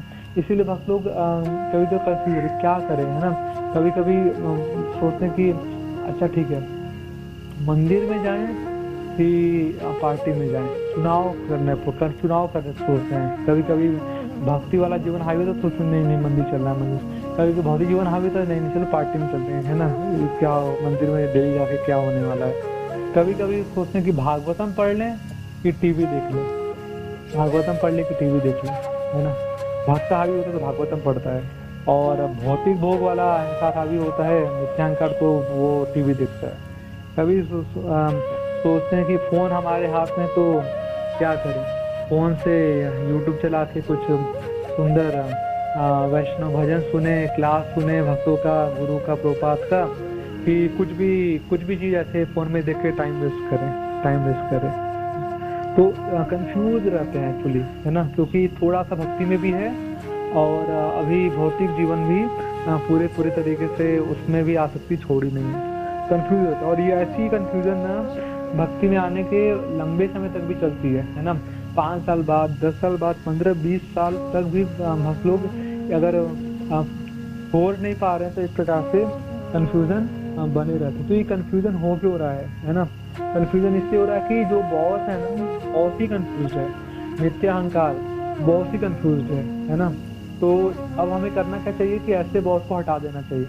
बॉस कंफ्यूज है ना, बॉस को हटा दो, बॉस को छुट्टी दे दो। कि ऐसे बॉस के अंडर काम करने क्या फायदा, उसको पता ही नहीं कि अपने लोगों का कल्याण कैसे करें, वो खुद ही कंफ्यूज है। तो मिथ्याहंकार को अगर हम बॉस बना के उसकी सारी बातों को मानेंगे तो हमारी नाव को डुबो देगा, उसका सारा बात मानने की आवश्यकता नहीं है। ठीक है, उसको हटा दिया तो अब किसको नया बॉस बनाएंगे, अब किसको क्योंकि हम देखें कंपनी में काम करने वाले 3 लोग हैं, है ना। मतलब आत्मा के साथ चिपक के जाने वाले हर जन्मों में 3 ही लोग हैं। शटल बॉडी जाती है, सूक्ष्म शरीर जाता है, ग्रॉस बॉडी तो यही छूट जाती है बेचारी, है ना। हर बार यही तीनों चिपक के जाएंगे, कुछ चौथा नहीं आने वाला है, ये तीनों चिपक के जाते हैं। अब हमने चलो मिथ्याहंकार को हटा दिया बॉस की, तुम बॉस नहीं रहोगे आज से, किसको बॉस बनाएंगे?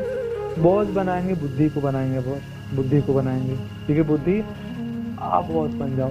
लेकिन किसी को भी बॉस पद पे, बड़े पद पे अपॉइंट करने से पहले हम उसके अंदर कुछ योग्यता देखेंगे। वैसे भी अगर किसी कंपनी में बड़ा पोस्ट पोजीशन देते हैं, हम उसकी क्वालिफिकेशन देखते हैं, डिग्री देखते हैं, उसका हर प्रकार से उसको देखते हैं कि सच में ये योग्य उम्मीदवार है इस पद तक मेंटेन करने के लिए, इस पद पर बैठने के लिए, तो फिर हम उसको सिलेक्शन करते हैं। तो सेम में अगर हम बुद्धि को बैठाएंगे ना, तो पहले हमारे बुद्धि को ना हमें इक्विप करना पड़ेगा, बुद्धि को हमें सशस्त्र करना पड़ेगा, है ना। बुद्धि को हमें स्ट्रॉन्ग, मजबूत बनाना पड़ेगा। मजबूत कैसे बनाएंगे बुद्धि को? फिर से वही बात आ जाती है, मद गुना श्रुति मात्रेण। भगवान कृष्ण के नामों का, भगवान कृष्ण के गुणों का श्रवण कीर्तन करके, शास्त्र को पढ़ के बुद्धि को स्ट्रॉन्ग बनाया जा सकता है। जब हम शास्त्र पढ़ेंगे, श्रवण कीर्तन कृष्ण के बारे में करेंगे, उससे बुद्धि स्ट्रॉन्ग बनती है, बुद्धि मजबूत बनती है ना। जितना ज़्यादा हमारा शास्त्र का अध्ययन होगा, शास्त्र का श्रवण होगा, कृष्ण की कथा श्रवण, कृष्ण का बारे में अध्ययन, उतना ज़्यादा हमारा बुद्धि स्ट्रॉन्ग बनेगा, मजबूत बनेगा। और फिर अगर बुद्धि स्ट्रॉन्ग बन गया, शास्त्रों का अध्ययन कर करके, गीता, भागवतम, चैतन्य चरितामृत आदि पढ़ के, तो बुद्धि स्ट्रॉन्ग हो गया।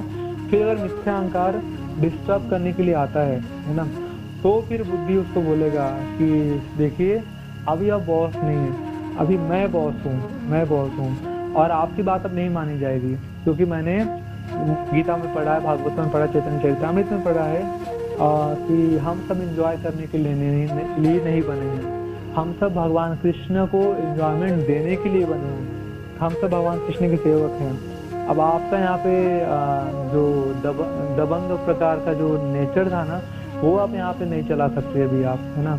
आप अभी यहाँ पे डोमिनेंस नहीं कर सकते, आपको भी हमारी बात माननी पड़ेगी, है ना। मैं बॉस हूँ अभी। तो इस प्रकार से अगर बुद्धि बलवान रहेगी ना, तो बुद्धि अहंकार को नीचे दबा देगी। क्योंकि बुद्धि बलवान बनेगी कैसे? बुद्धि बलवान बनेगी श्रवण कीर्तन करने से। श्रवण जितना अच्छा श्रवण कीर्तन होगा, उतना बुद्धि बलवान बनेगा, है ना। तो आप लोगों ने सुना होगा कि एक जो नेपाल है, आप लोगों ने सुना होगा कि जो चाइना है ना, चाइना को एक बार खतरा महसूस हुआ कि जो मंगोलियन पीपल है वो लोग चाइना पे आक्रमण करेंगे।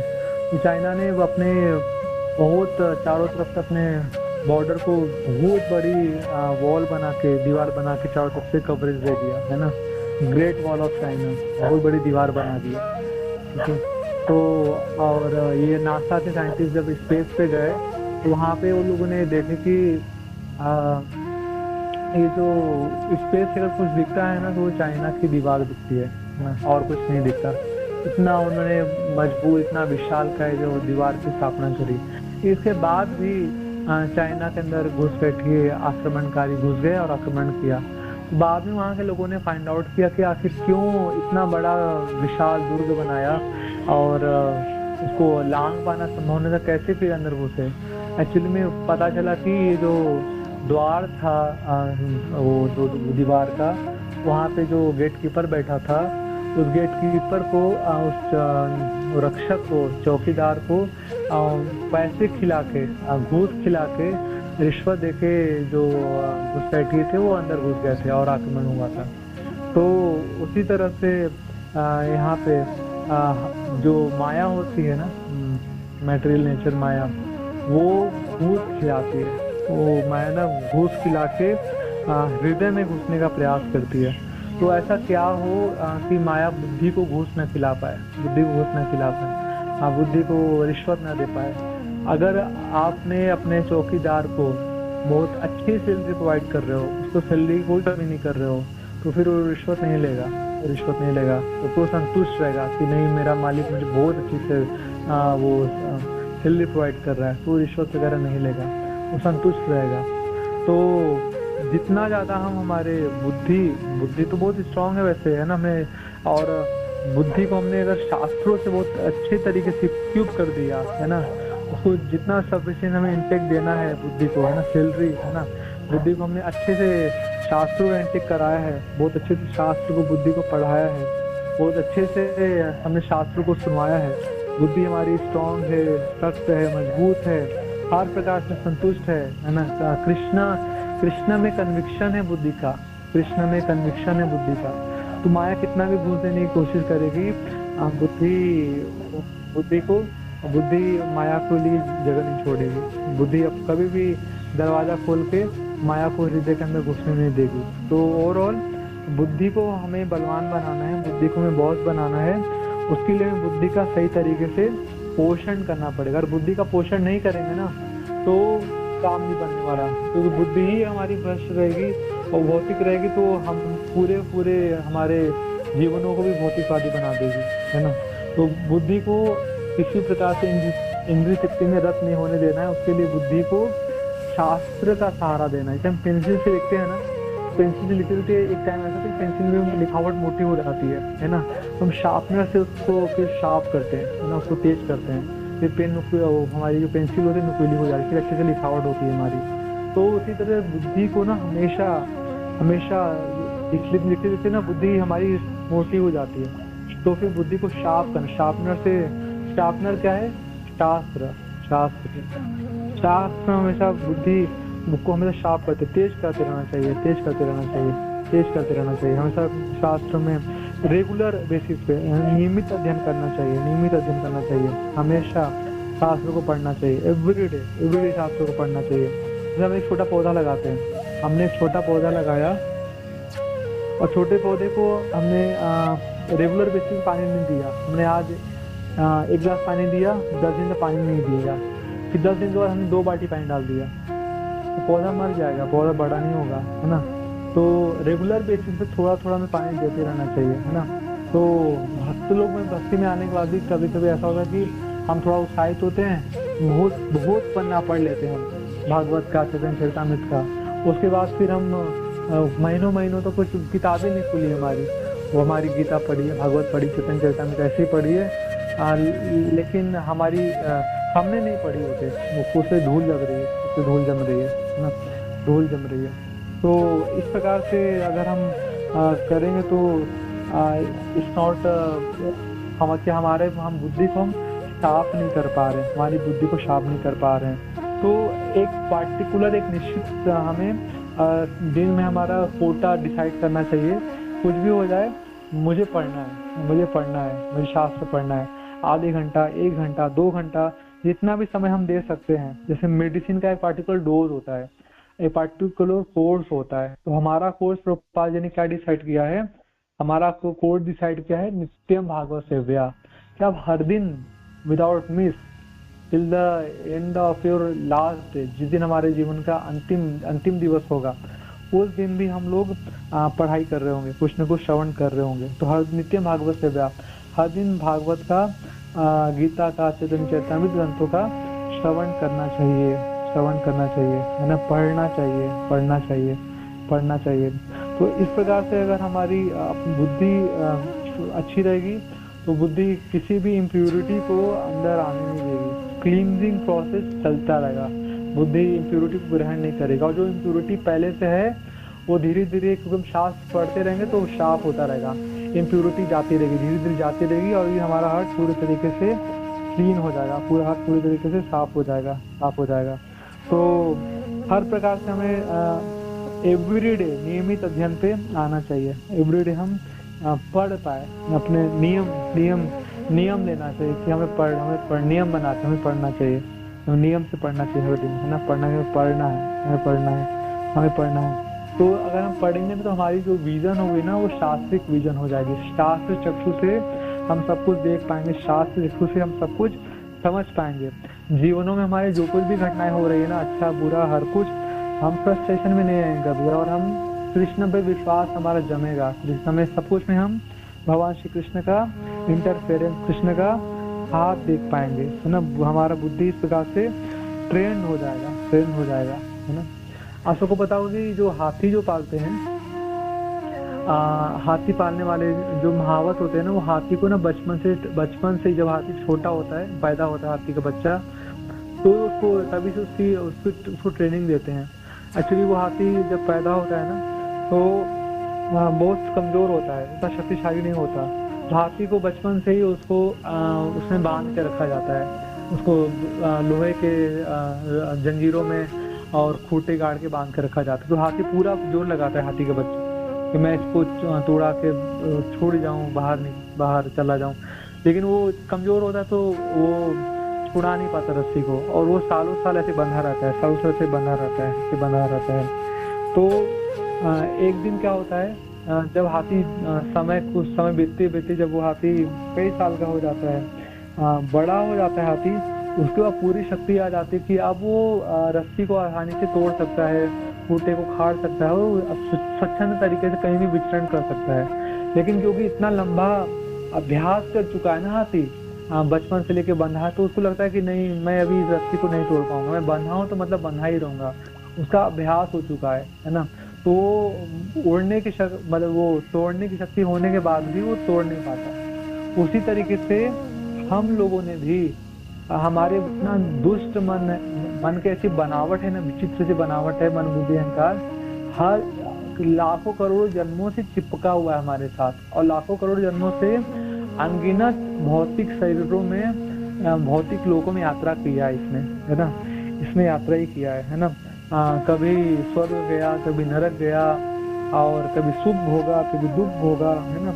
इसी प्रकार से ये भोगता चला आ रहा है, ऊपर के नीचे लोगों में जाता चला आ रहा है, और सुख दुख भोगता चला आ रहा है। तो इसको ऐसा लगता है, इसको ऐसा लग रहा है कि इसको ऐसा अभ्यास हो गया, ऐसा मन बुद्धि अहंकार की, जो जीवन तो ऐसा ही है, जीवन तो ऐसा ही चलने वाला हमेशा, है ना।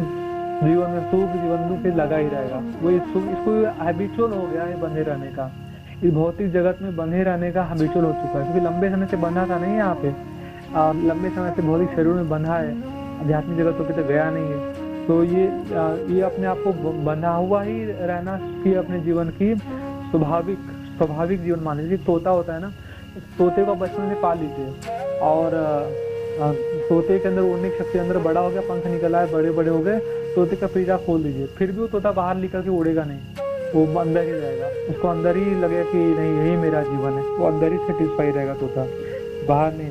एक्चुअली ये जीवन हमारा है नहीं, ये भौतिक जीवन, जो जीवन हम लोग जी रहे हैं हमारे नहीं है, जो फॉरेन कंट्री है, हम एक विदेश हमारा देश में जाके रह रहे हैं, है ना। ये हमारा जगह है नहीं, हमारा जगह है नहीं, और ये सुख दुख भोगना भी हमारे लिए है नहीं, है ना।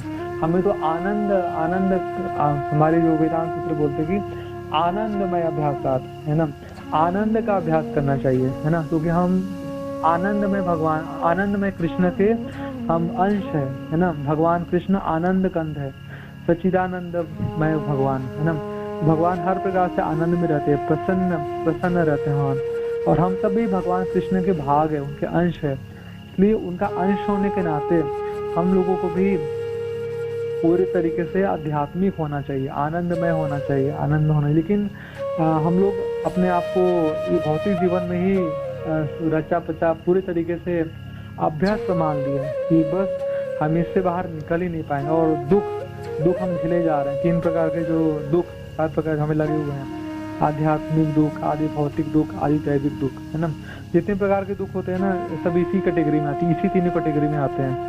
हमें दूसरे हमें दुख दे रहे हैं, दूसरे व्यक्ति में दुख दे रहे हैं, आदि भौतिक दुख। हमारा अपना ही शरीर हमको दुख दे रहा है, या मन हमें अपना ही दुख दे रहा है, आध्यात्मिक दुख, या हमें प्रकृति से दुख प्राप्त हो रहा है, तो आदि दैविक दुख। तो 3 प्रकार के दुख हमेशा हम झेलते रहते हैं, और हम सोचते हैं कि बस ऐसा ही जीवन है, ऐसा ही जीवन है, ऐसा जीवन है, ऐसा ही जीवन पर चलता रहेगा हमेशा, एक के बाद दूसरा जन्म, तीसरा जन्म, ऐसे अनंत जन्मों की श्रृंखला, हमारी दुख में श्रृंखला हम चलाते रहते हैं, काम नहीं करते, है ना, काम नहीं करते। तो इस बार ये श्रृंखला तोड़नी है, इस बार तो पक्षी को उड़ जाना है, इस बार हाथी को अपना शक्ति पता करके, और हाथी को अपना जंजीरें वगैरह तोड़ के निकल जाए। हाथी बहुत शक्तिशाली, पहाड़ तोड़ सकता है, बड़े बड़े पेड़ों को उखाड़ सकता है, ये भी शक्ति वो भूला हुआ है। तो हम बहुत शक्तिशाली है, भगवान श्री कृष्ण का अंश है, हमारे पिता बहुत महान है ना, हम बहुत शक्तिशाली है। तो कृष्ण की शक्ति को ध्यान में रख के, कृष्ण को अपने हृदय में बैठा के, इस बार तो हमको उड़ जाना है, इस बार तो हमको उड़ जाना है, तो हमको बाहर निकल जाना। और हमारा जो शाश्वत जो निवास है, हमारा जो शाश्वत निवास है, भगवान श्री कृष्ण का घर, हमारा अपना घर, परमानेंट हमारा जो घर, गोलोक वृंदावन, वहाँ चले जाना है, वहाँ चले जाना है। और तो इसके लिए बुद्धि काल पीना पड़ेगा, तुम्हें दशा बनना पड़ेगा, बुद्धि को स्ट्रॉन्ग बनाना पड़ेगा। बुद्धि स्ट्रॉन्ग कैसे बनेगी? बुद्धि स्ट्रॉन्ग बनेगी श्रवण कीर्तन करने से, भगवान के बारे में श्रवण कीर्तन करने से। तो श्रवण कीर्तन जो हो गया, ये तो हो गया हमारा थ्योरी, है ना। श्रवण कीर्तन से हम सीखेंगे कि हमें क्या करना है, कैसे करना है ना। अब श्रवण कीर्तन को जब हम जीवन में अपनाने जाएंगे हमारे डेली प्रैक्टिकल लाइफ में, तो फिर वो होगा प्रैक्टिकल, वो हमारा प्रैक्टिकल होगा, जो हम जिस जीवन को हम जीते हैं, जिस जीवन को हम जीते हैं, है ना। जो तो प्रैक्टिकल पार्ट करेंगे, हम शास्त्रों से सीखेंगे, बुद्धि स्ट्रांग होगी, लेकिन जब हम व्यवहार करेंगे तो फिर हमें प्रैक्टिकल, हमें जो हम सीख रहे हैं उसको हमारे जीवन में हम उसको उतारेंगे, है ना, उतारेंगे। स्पेशली भक्ति में आने के बाद जब हम भक्तों लोगों से डील कर रहे होंगे, जब भक्तों से व्यवहार कर रहे होंगे, वो सावधानी पूर्वक व्यवहार करेंगे, हर प्रकार से एक ऐसा एनवायरनमेंट तैयार करेंगे जिससे हमारी भक्ति की रक्षा हो सके, है ना। कुछ भी करके हमारी भक्ति नीचे न जाने पाए, एक सुंदर वातावरण का निर्माण करेंगे। और इसके लिए हमारे आसपास भक्त होने चाहिए। तो अगर आपका भक्त नहीं है, भक्त बनाएंगे, है ना। तो फिर आप प्रचार करेंगे, आपसे भक्त नहीं है तो प्रचार करेंगे ना, लोगों को भक्त बनाने का प्रयास करेंगे। जैसे एक आइसक्रीम होता है ना, आइसक्रीम को आइसक्रीम बने रहने के लिए एक तो प्रॉपर टेम्परेचर चाहिए। अगर आइसक्रीम ले लीजिए तो बोलते हैं ना, अरे जल्दी से खा लो, आइसक्रीम पिघल जाएगी। अगर आइसक्रीम थोड़ा समय लगा तो मिल्क शेक बन जाता है, वो पिघल जाता है। तो आइसक्रीम को एक प्रॉपर आइसक्रीम के शेप तक मेंटेन करने के लिए एक प्रॉपर टेम्परेचर चाहिए होता है, तब तक वो आइसक्रीम के शेप में बनाएगा। अगर टेम्परेचर हट गया फिर वो पिघल जाता है ना। तो जो हम श्रवण कीर्तन करते हैं, भक्ति करते हैं, उसको मेंटेन करने, हमारी भक्ति को मेंटेन करने के लिए भी प्रॉपर टेम्परेचर, एक उचित तापमान की आवश्यकता होती है ना। उचित तापमान कौन हमें प्रोवाइड करते हैं? एक उचित तापमान वो हमें प्रोवाइड करते हैं भक्त लोग, है ना। हमारे आसपास ढेर सारे भक्त लोग होने चाहिए, आसपास ढेर सारे भक्त होने चाहिए। और भक्त लोग हमें मार्केट में तो ऐसे मिलेंगे नहीं कि भक्त लोग मार्केट में चले गए, भैया भक्त देवाना भक्त दे दीजिए, कितने रुपए किलो भक्त हैं? 200 रुपये किलो, ठीक है 5 किलो भक्त दे दो। ऐसा तो भक्त हमें मार्केट में खरीद के आएंगे नहीं। भक्त तो बनाना पड़ेगा, भक्त बनाना पड़ेगा। और भक्त बनाना इसका मतलब ये नहीं कि हम एहसान कर रहे हैं, है ना, हम एहसान कर रहे हैं, हम कोई एहसान नहीं कर रहे हैं। हम प्रचार करके हम सोचते हैं बहुत बड़ा काम कर दिया, हम एहसान कर रहे हैं, हमने इतने भक्त बना दिया। एक्चुअली हम एहसान नहीं कर रहे प्रचार करके, हम तो अपना ही काम कर रहे हैं, हम तो स्वार्थी, हम तो भक्त बनाना मतलब कि हम अपना ही स्वार्थ सिद्ध कर रहे हैं, अपना ही स्वार्थ सिद्ध कर रहे हैं। क्योंकि भक्त अगर बनाएंगे, हमारे आसपास भक्त रहेंगे तो हमारी भक्ति की ही रक्षा होगी, है ना, हमारी भक्ति की रक्षा होगी। हम भक्तों का संग मिलेगा तो हमारी भक्ति को अनुकूल वातावरण में फलेगी फूलेगी और टेम्परेचर, भक्ति के लिए आवश्यक टेम्परेचर मेंटेन रहेगा, है ना।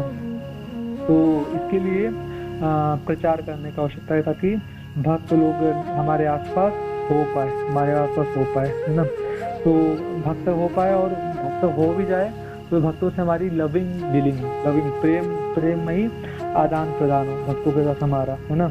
जब भक्त के साथ हमारा लविंग एक्सचेंज होगा ना, प्रेम में आदान प्रदान होगा, तो फिर ये वाली विजन आई, हमारी गुड भावना, हमारी अच्छी कृष्ण में भावना बनेगी, है ना। कृष्ण भावना बनाने के लिए ना भक्त की बहुत जरूरत है। भक्त को हटा दे कृष्ण भावना बना दे, बहुत मुश्किल, इम्पॉसिबल है। भक्त की कृपा से कृष्ण भावना बनती है। अगर प्रभुपाद न होते तो फिर कृष्ण भावना को भूल जाइए, अगर गुरु महाराज न होते कृष्ण भावना को भूल जाइए, भक्त लोग हमारे आसपास न होते, हमारी भक्ति में सहायता न कर रहे होते, कृष्ण भावना को हम भूल जाए, है ना। तो ये जो विजन है ना, ये विजन कहाँ से आएगा, हम कृष्ण को हर जगह देख पाए, परमात्मा के रूप में कृष्ण का दर्शन हो पाए, है ना।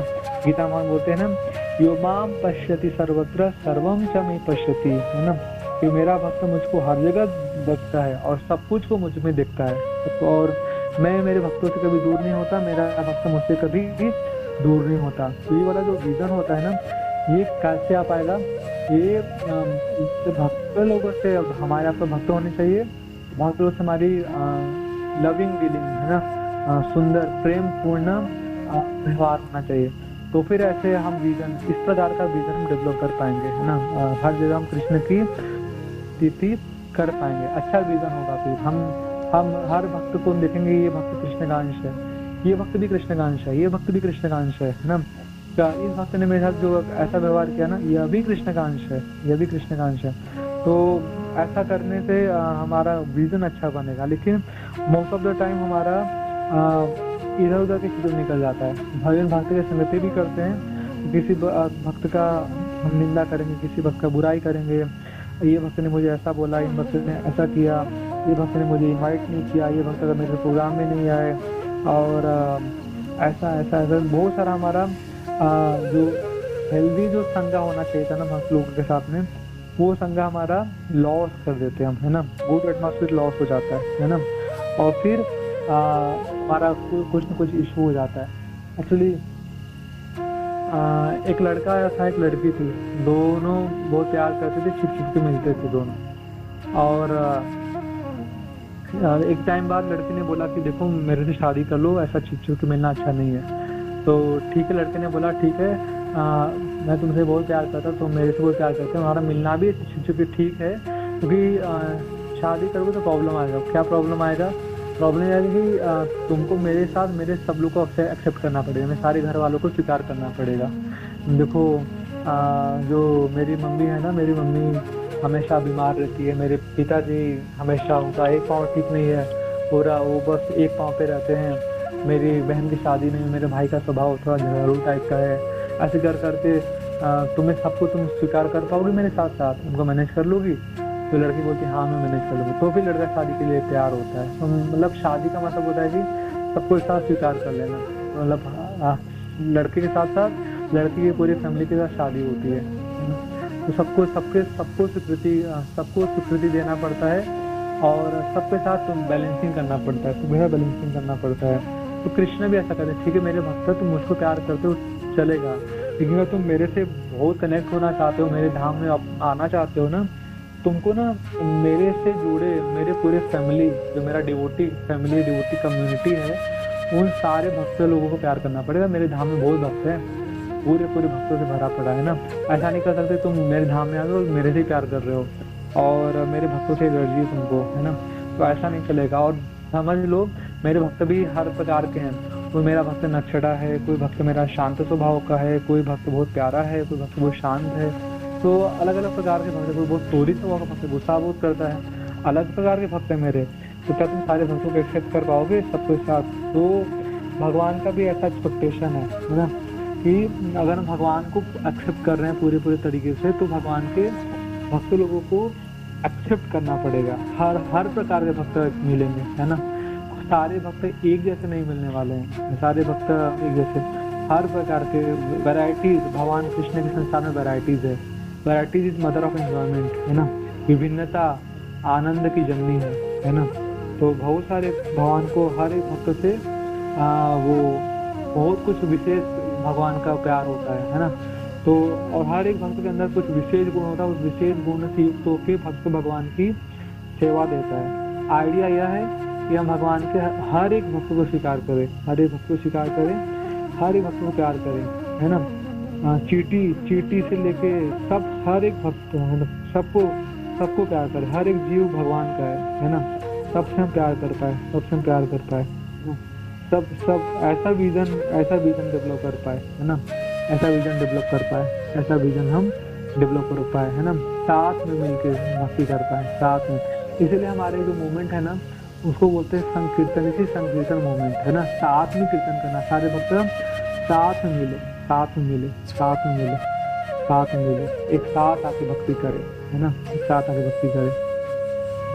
जैसे मंदिरों में जैसे फ्लावर फेस्टिवल होता है या फिर जैसे चंदन यात्रा गई है, तो सारे भक्त लोगों ने ना मंदिर में कहता रहे थे, गर्मी में चंदन घिस रहे थे, बहुत सारे भक्तों में चंदन। कल लास्ट डे था, 2 दिन पहले लास्ट डे था, 21 डे, है ना। तो चंदन घिस रहे थे भक्त सब। तो सारे भक्त चंदनों को इकट्ठा करके भगवान को लगा दिया गया। कृष्ण बलराम गौर निताई राधा श्याम सुंदर सबको चंदन लग गया। अब क्या कोई भक्त बोल सकता है कि देखो ये वाला जो चंदन लगा है ना भगवान के हाथ में, ये चंदन मैंने घिसा था? कोई बोलते नहीं ये चंदन हुआ, ये वाला जो स्पेस पे लगा है ना राधा रानी, चंदन मैंने घिसा। कोई नहीं बोल सकता, कोई पहचान नहीं सकता। सारा भक्त को चंदन के साथ मिला दिया गया और भगवान को बॉडी में लगा दिया गया, भगवान की सेवा हो गई, है ना। तो उसी तरह से यहाँ कोई नहीं बोलता ये वाला मेरा है, मेरा। सब लोगों ने मिल कंबाइन इफर्ट हो गया, वो साथ में हो गया, साथ में हो गया, साथ में सेवा हो गई सारे भक्तों की, है ना।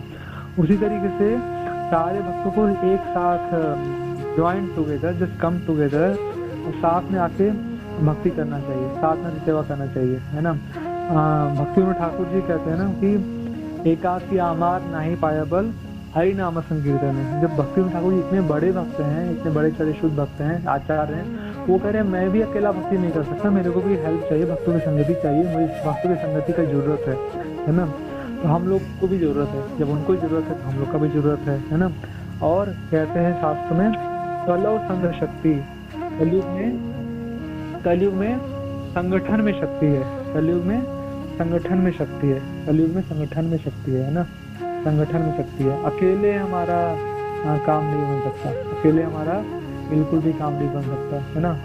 और हम भक्तों की संगति करते भी हैं, उसमें भी हम दुखी हो जाते हैं। भक्तों की संगति करते भी हैं, उसमें हम दुखी हो जाते हैं, है ना। क्योंकि हम सोचते हैं कि सब भक्त मेरे ही हिसाब से चलना चाहिए, ये भक्त ऐसे बोलना चाहिए, ऐसे उठना चाहिए, ऐसे बैठना चाहिए, ऐसे हंसना चाहिए, मेरे से ऐसे बात करना चाहिए। जब इतना सारा हम पूरा अपना एक्सपेक्टेशन हाई लेवल का बना के रखते हैं ना, और एकदम सब कुछ तो मेरे हिसाब से चले तो फिर सब खत्म, है ना। ऐसा तो भी प्रॉब्लम आती है, तो भी हम दुखी हो जाएंगे। फिर अगर ऐसा वाला रहेगा ना, फिर हम दुखी हो जाएंगे, फिर हम दुखी हो जाते हैं, है ना, दुखी हो जाएंगे। तो श्रवण कीर्तन हमारी बुद्धि को स्ट्रॉन्ग करने के लिए आवश्यक है, और हमारी सफाई करेगा, और हमारी बुद्धि स्ट्रॉन्ग होगी शास्त्रों को पढ़ने से। शास्त्र को पढ़ के वो बुद्धि स्ट्रॉन्ग हुई तो शास्त्र को पढ़ के हमें भक्तों का संगति का महत्व पता चलेगा। भक्तों की संगति करेंगे हम, और संगति करके भी हमें सुखी रहना है। भक्तों की संगति में आके, भक्तों की संगति में आके हमें दुखी नहीं रहना है, दुखी भक्त नहीं बनना। क्योंकि भक्तों की संगति में भी आ गए और हम इतने दुखी हो कि हम भक्तों का संगति छोड़ के फिर भाग गए, तो हमें भक्त बिल्कुल कड़वापना लगता है, कड़वा, कि बिल्कुल भक्तों को देख के हम 10 किलोमीटर दूर चले जाते हैं, 10 किलोमीटर, हमें एक भी वक्त अच्छा नहीं लगता। ऐसा स्थिति तो खतरनाक स्थिति है, डेंजरस स्थिति है। कुछ भक्त तो अच्छे लगने चाहिए, सारे भक्त अच्छे लगने चाहिए, है ना। सारे भक्त नहीं तो there must be some devotee, कुछ आसपास भक्त होने चाहिए तो अच्छे लगने चाहिए, अच्छे लगने चाहिए, अच्छे लगने चाहिए। तो ये भक्त लोग ही हमको भक्ति में उत्साह प्रदान करेंगे, भक्त लोग ही हमको भक्ति में उत्साह प्रदान करेंगे, है ना। कई बार हम बहुत सारा भक्ति में आके संकल्प करते हैं, मैं ये करूँगा, मैं सुबह सुबह उठ के 16 माला करूँगा हमेशा, कभी मिस नहीं करूँगा मैं सुबह, है ना, 16 माला, या मैं एवरीडे शास्त्र का अध्ययन करूँगा, मैं एक साल में पूरी भागवतम पढ़ लूँगा, एक साल में पूरी चैतन्य चरितामृत पढ़ लूँगा। मैंने बहुत सारा हम प्रण वगैरह भी लेते हैं, लेकिन वो प्रण हम लंबे समय तक कंटिन्यू नहीं कर पाते, है ना, हमारी छूट जाती है, क्योंकि प्रेरणा तो हमें मिल जाती है, 1-2 लेक्चर सुन के हमको अच्छा लग जाता है, हम वो इंस्पायर हो जाते हैं, लेकिन वो प्रेरणा छूट जाती है, हट जाती है ना। प्रेरणा हमेशा बनी कैसी रहेगी, हमारे आसपास बहुत अच्छे भक्त रहना और बहुत अच्छे प्रेरणा देने वाले, और उनको हमें एवरीडे सुन पाए, एवरीडे उनको सुनेंगे तो हमारी प्रेरणा कभी कम नहीं होगी, हमारा इंस्पिरेशन हमेशा बना रहेगा, हमारा संकल्प कोई टूटेगा नहीं। तो एक फेवरेबल एटमॉस्फेयर हमेशा देना चाहिए, फेवरेबल एटमॉस्फेयर देना चाहिए, ताकि हमारा टेम्परेचर मेंटेन हो सके, हमारा संकल्प टूटे नहीं। मान लीजिए कि एक शराबी है, उसने संकल्प लिया कि मैं आज से कभी शराब नहीं पीऊँगा, लेकिन वो शराबी वेटर है, शराब के उसमें काम करता है, जहाँ पे लोगों को शराब पिलाया जाता है, उस शराब के ठेके में काम कर रहा है, वो खुद सर्व कर रहा है, शराब गिलास में भर रहा है, लोगों को दे रहा है, 1-2 महीने बाद उसको पीने का मन करे वो शराब पी ले, क्योंकि उसने संकल्प तो लिया, लेकिन संकल्प को पूरा करने के लिए अपने आप को अनुकूल वातावरण में नहीं रखा, तो उसका संकल्प टूट जाएगा। उसी तरह से हमारा जो दृढ़ संकल्प है ना, कि हमको इसी जन्म में हमको पूरा भक्ति करना है, टॉप लेवल तक जाना है, इस संकल्प को पूरा करने में ना भक्त लोग ही हेल्प करेंगे, भक्त लोग ही हेल्प करेंगे। अकेला काम बिल्कुल, ऐसे भी कहावत है ना, मैटेरियलिस्टिक कहावत है कि अकेला चना भाड़ नहीं फोड़ता, अकेला कुछ काम नहीं बन पाएगा हमारा, कुछ भी काम नहीं बन पाएगा हमारा अकेला, है ना।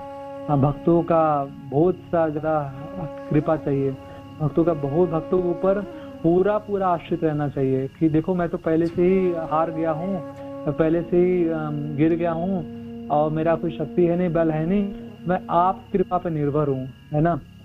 राखिबो मारिबो जो इच्छा तुम्हार, नित्य दासेर पर तुम्हारा अधिकार, है ना। आपकी इच्छा तो उठा के ले चलिए, आपकी इच्छा तो आप जो भी करना आप करिए, मैं तो निर्भरित हो गया हूँ, निर्भरित हूँ आपके ऊपर, है ना।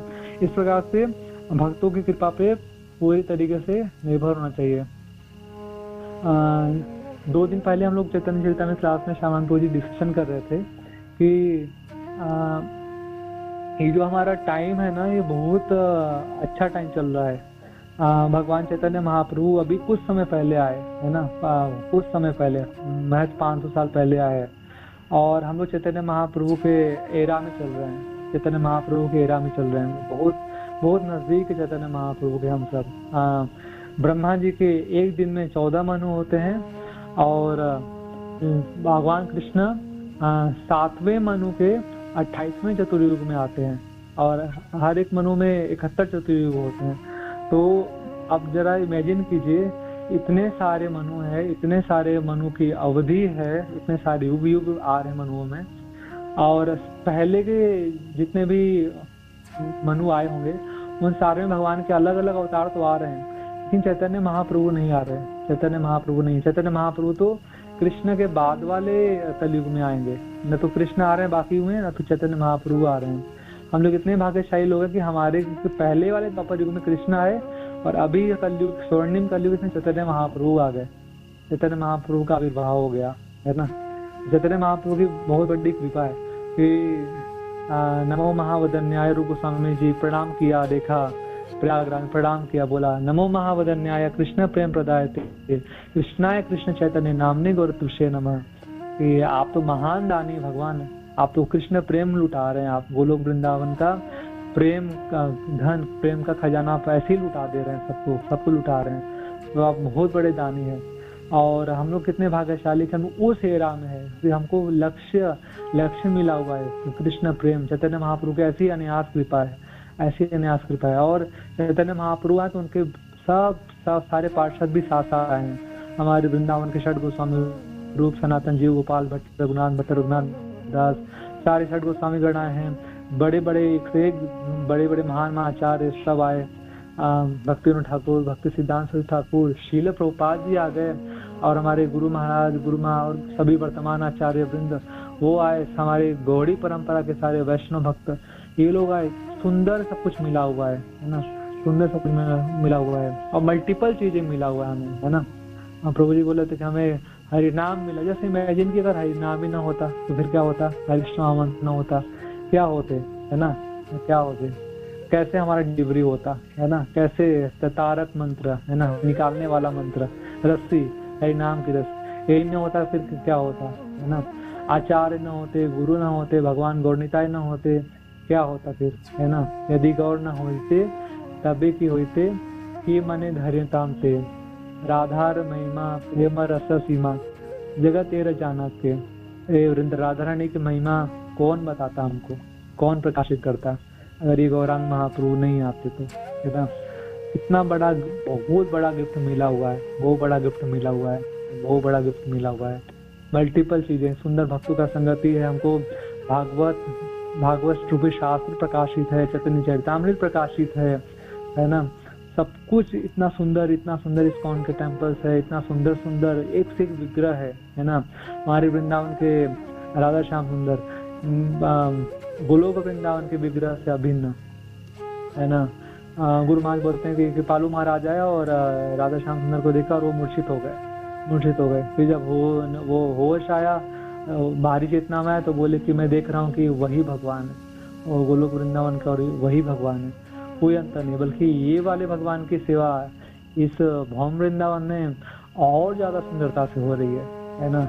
वो देख के मंत्रमुग्ध हो गए थे, है ना। तो कितना भाग्यशाली हम सब, हमें सुंदर भगवान की प्राप्ति हुई, सुंदर मंदिर प्राप्ति हुए, सुंदर शास्त्र, सुंदर गुरु, सुंदर प्रभुपाद, सुंदर आचार्य, सुंदर एवरीथिंग वी गॉट, है ना। बहुत कुछ मिला हुआ है, और सब कुछ भी परफेक्ट सेटिंग है, और टाइम हमारे पास बहुत कम है ना। अगर हम इस बार भी ये जन्म में मिस कर दिया ना, तो आत्माना बहुत मुश्किल हो जाएगा। हमें चांस क्यों देना है, अगला जन्म क्यों हमें लगाना, तो फिर इतना बड़ा सेटिंग, इतना अच्छा सेटिंग नहीं मिलने वाला है। कुछ भी करके इसी बार हमें फिर बाहर निकल जाना है ना। अगर ये वैसे भी इस्कॉन का जो समय भक्ति का 10,000 साल है, 10 साल के बाद फिर भयानक सब कुछ खराब समय आएगा, भयानक कलयुग आएंगे, और फिर उसके बाद फिर भूल जाए हम गोलोक, भूल जाए हम कृष्ण प्रेम, भूल जाए हम सब कुछ भूल जाए, फिर कुछ होने वाला है नहीं, होने वाला है। और उसके बाद कभी और किसी युग में पढ़ भी गए, भगवान का अवतार आ भी गए, तो हमारी पहुंच फिर वैकुंठ तक हो पाएगी।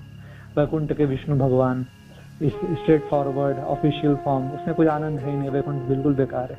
बेकार नहीं बोलना चाहिए, मतलब गोलोक वृंदावन तो नहीं है वो। गोलोक वृंदावन के हमारे गोप वेश, वेणुकर, नव किशोर नटवर, वो श्याम सुंदर तो नहीं मिलने वाले, साथ में वाम भाग में राधा रानी तो नहीं मिलने वाली, गोपीजन ये तो नहीं मिलने वाला सुंदर, है ना। फिर लॉस ही लॉस है, हमारे प्रभुपाद, हमारे गुरु, हमारे वैष्णव जन को नहीं मिलेंगे। चैतन्य चरितामृत कहाँ से मिलेगा, कौन हमें सुनाएगा चैतन्य चरितामृत, कौन पढ़ाएगा चैतन्य चरितामृत, है ना। तो सब कुछ परफेक्ट सेटिंग है, अभी निकल जाए और हमारा जीवन सफल बन जाए। Thank you very much. Hare Krishna. Srila Prabhupada की जय, गुरु महाराज की जय, गौर गोविंद की जय। तो कोई प्रश्न है, आप लोग के प्रश्न पूछ सकते हैं, कुछ ऐड कर सकते हैं प्लीज।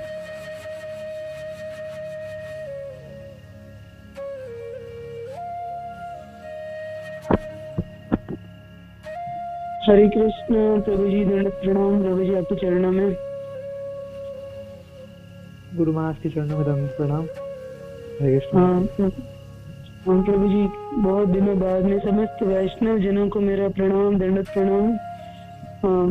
जो भी जुड़े हुए हैं भक्तजन, जो भी प्रभु जी आज की क्लास में प्रभु जी इतना सुंदर आपने मेरा एकदम मतलब यूँ हृदय है ना, मतलब पूरा जैसे श्री जपा टॉक में जो इस ग्रेस श्यामानंद प्रभु जी जो बता रहे थे कि वैष्णव अपराध के कारण हमारा जब भी खराब हो जाता है, और अगर हम क्षमा मांगते हैं, क्षमा मतलब जैसे दंडवत करते हैं, जो भी करते हैं, तो हमारा मन गीला हो जाता है, भर जाता है, और फिर वापस हमारी भक्ति मतलब वापस शुरू होती है। तो वैसे ही आपकी जो क्लास अभी सुनी तो वापस मुझे इतना वापस मुझे कुछ ऐसा लग रहा है जैसे अच्छा लग रहा है मुझे। वापस हृदय में आनंद भर गया है आपकी वाणी को सुनकर।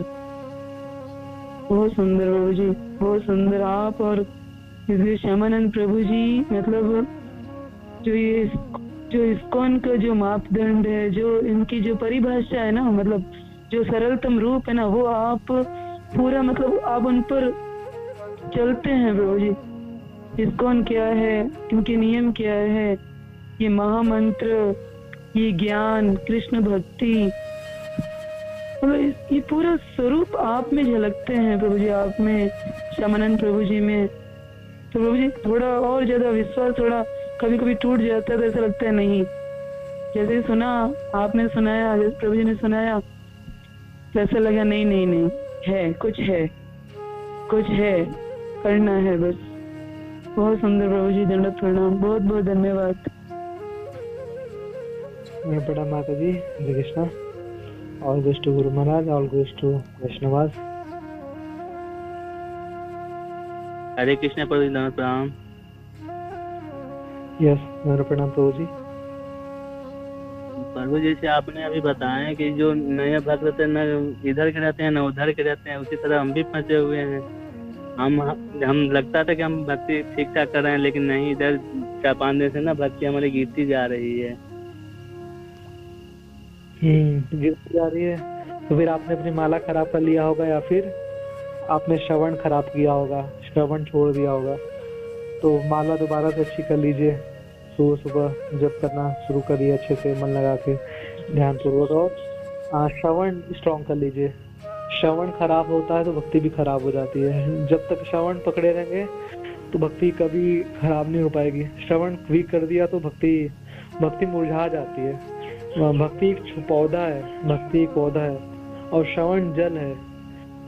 इतना गर्मी में पौधे को आप पानी देना भूल जाइए, एक दिन ही पानी नहीं देंगे, इतना गर्मी में पौधा मुरझा जाएगा।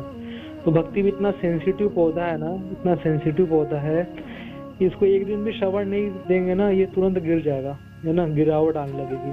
तो हमारा श्रवण स्ट्रांग होना चाहिए, हमारा श्रवण बिल्कुल स्ट्रांग होना चाहिए, और हमें नशा होना चाहिए। नशा जैसे शराबी को नशा, चेन स्मोकर होता है ना, चेन स्मोकर को नशा होता है। वो 1 के बाद 2 के बाद 3 के बाद 4 के बाद 5 दिन रात वो पीता रहेगा, है ना, पीता रहेगा वो चेन स्मोकर, है ना। उसी तरह से हमको भी कृष्ण का नशा करना है, चेन स्मोकर बनना है, पीते रहना है ना। थकावट नहीं आनी चाहिए, है ना, गिरना नहीं चाहिए, है ना। जितना पिएंगे उतना नशा बढ़ता जाएगा। हमारे कृष्ण तो पूरे तरीके से आपको भक्ति के नशा में डुबो देने में भगवान पूरे तरीके से वो है, योग्य है। तो पीते रहिए, उसमें बाहर ही मत निकलिए, भक्ति के उस नशे में डूबे रहिए। हमेशा श्रवण करते रहिए, नॉन स्टॉप करते रहिए, तो कभी गिरेंगे नहीं। श्रवण रुक गया, फिर हमारी भक्ति गिरावट आ गई।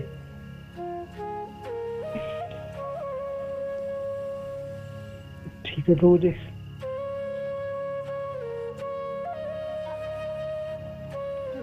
प्रभु जी दंडवत प्रणाम। प्रभु जी बहुत सुंदर क्लास था, thank you so much Prabhu ji. Prabhu ji question मन में है कि जिस तरह की हम लोग सुने हैं कि जब इनिशियली हम लोग कुछ ऐसे ईर्ष्या भाव मन में आया था, तो इसीलिए हम लोग। माता जी आप माइक में बोलिए, आपका ना आवाज बहुत कम है, आप अपने माइक के सामने से बोलिए, माइक यूज कीजिए। अभी क्लियर है प्रभु जी, अभी क्लियर है?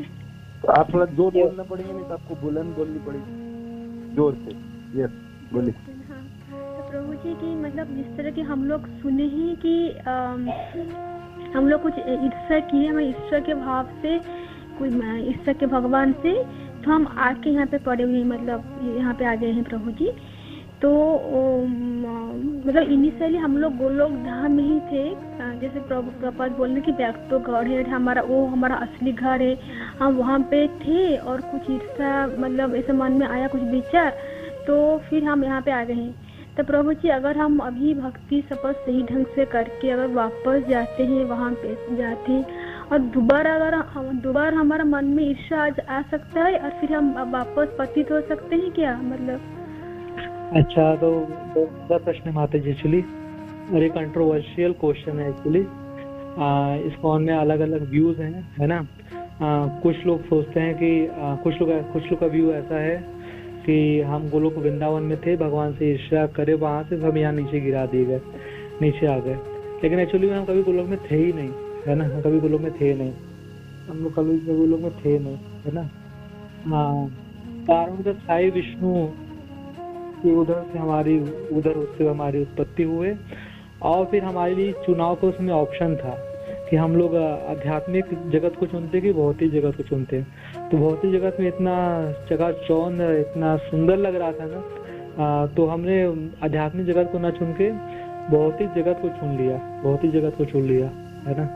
और गोलोक वृंदावन में कभी भी नहीं थे हम, कभी भी नहीं थे, है ना, कभी भी नहीं थे। गोलोक वृंदावन से आप वैकुंठ से हम कभी गिरे नहीं यहाँ पे, है ना। वहाँ पे हम कभी थे नहीं, अभी तक कभी भी थे नहीं, कभी भी नहीं थे, है ना। और भक्ति करके, शुद्ध भक्ति करके वहाँ पे हम पहुँच जाएंगे, फिर वहाँ से फिर कभी हमें यहाँ पे नीचे नहीं गिरना पड़ेगा, है ना। वहाँ पे कोई प्रकार का दुर्गुण वहाँ पे प्रवेश नहीं कर सकता, वहाँ पे किसी प्रकार की अपवित्र विचार प्रवेश नहीं कर सकते, है ना। भगवान ने भी बोला है ना, यद गत्वा न निवर्तन्ते तद धाम परमम मम, है ना। एक बार वहाँ पहुँच जाओगे तो फिर यहाँ पे लौट के नहीं आना पड़ेगा, बिल्कुल नहीं आना पड़ेगा। अभी तक हम लोग वहाँ पे थे नहीं, अभी हम लोग प्रैक्टिस कर रहे हैं अपने आप को वहाँ पे जाने के योग्य बनाने के लिए, कि हम वहाँ पे जा पाए, है ना। भगवान कृष्ण के हैं हम लोग, कृष्ण के ही अंश है। तो कृष्ण से पूरी प्रार्थना करके भगवान आप ले चलिए मुझको, है ना, वहाँ पे ले चलिए अपने घर, है ना, आपके पास, हमारे अपने निजी जनों के पास, है ना, राधा रानी के पास, गौरनीते के पास, है ना, बहुत सारे सखिया, बहुत सारे मंजरिया, बहुत सारे भक्तों के पास हमको वापस ले लीजिए, है ना। बहुत कितना समय हो गया कृष्ण, है ना, हम कब तक आपसे विमुख रहेंगे। तो आप हमारी प्रोसेस में हम लगे हैं, है ना। और इस बार परफेक्ट सेटिंग है, तो तीव्रता बना लेंगे तो भगवान ले भी लेंगे, है ना। भगवान तो रेडी है लेने के लिए, उनका तो इच्छा है, हमारी तीव्रता की कमी है। तो अब हम जाएंगे, और अगर गए तो first ever time will go, है ना। और वहाँ पे रहता कौन है, वो नित्य सिद्ध भक्त रहते हैं, और नित्य सिद्ध भक्त भगवान का इच्छा से यहाँ पे आ। जैसे जय विजय का फॉल डाउन हुआ, जय विजय गिरे, जय विजय को क्रोध आया, उन्होंने वो वहाँ पे चार कुमारों जय विजय से थोड़ा उदंडता हुआ एक तरीके से, उन्होंने 4 कुमारों को रोक दिया, है ना। और 4 कुमारों ने क्रोध का प्रकाश करके श्राप दिया। तो वो जय विजय का फॉल डाउन, एक वहाँ पे नित्य सिद्ध 2 हैं जय विजय, उनका फॉल डाउन हुआ जरूर, गिरे इधर जरूर, बट वो सब कुछ भगवान की इच्छा से हो रहा था। भगवान को अपनी लीला का विस्तार करना था, इस वजह से भगवान को वीरत का स्वादन करना था। तो ऐसे मल्टीपल रीजन से जय विजय को भगवान ने यहाँ पे नोइंगली यहाँ पे भेजा उस प्रकार से। तो वहाँ पे जाके कोई दुर्गुण आता नहीं है, वहाँ पे कुछ है नहीं, वहाँ पे शुद्ध है सब कुछ, है ना। सब कुछ वहाँ पे कृष्णमय है, सब कुछ कृष्णमय है। वहाँ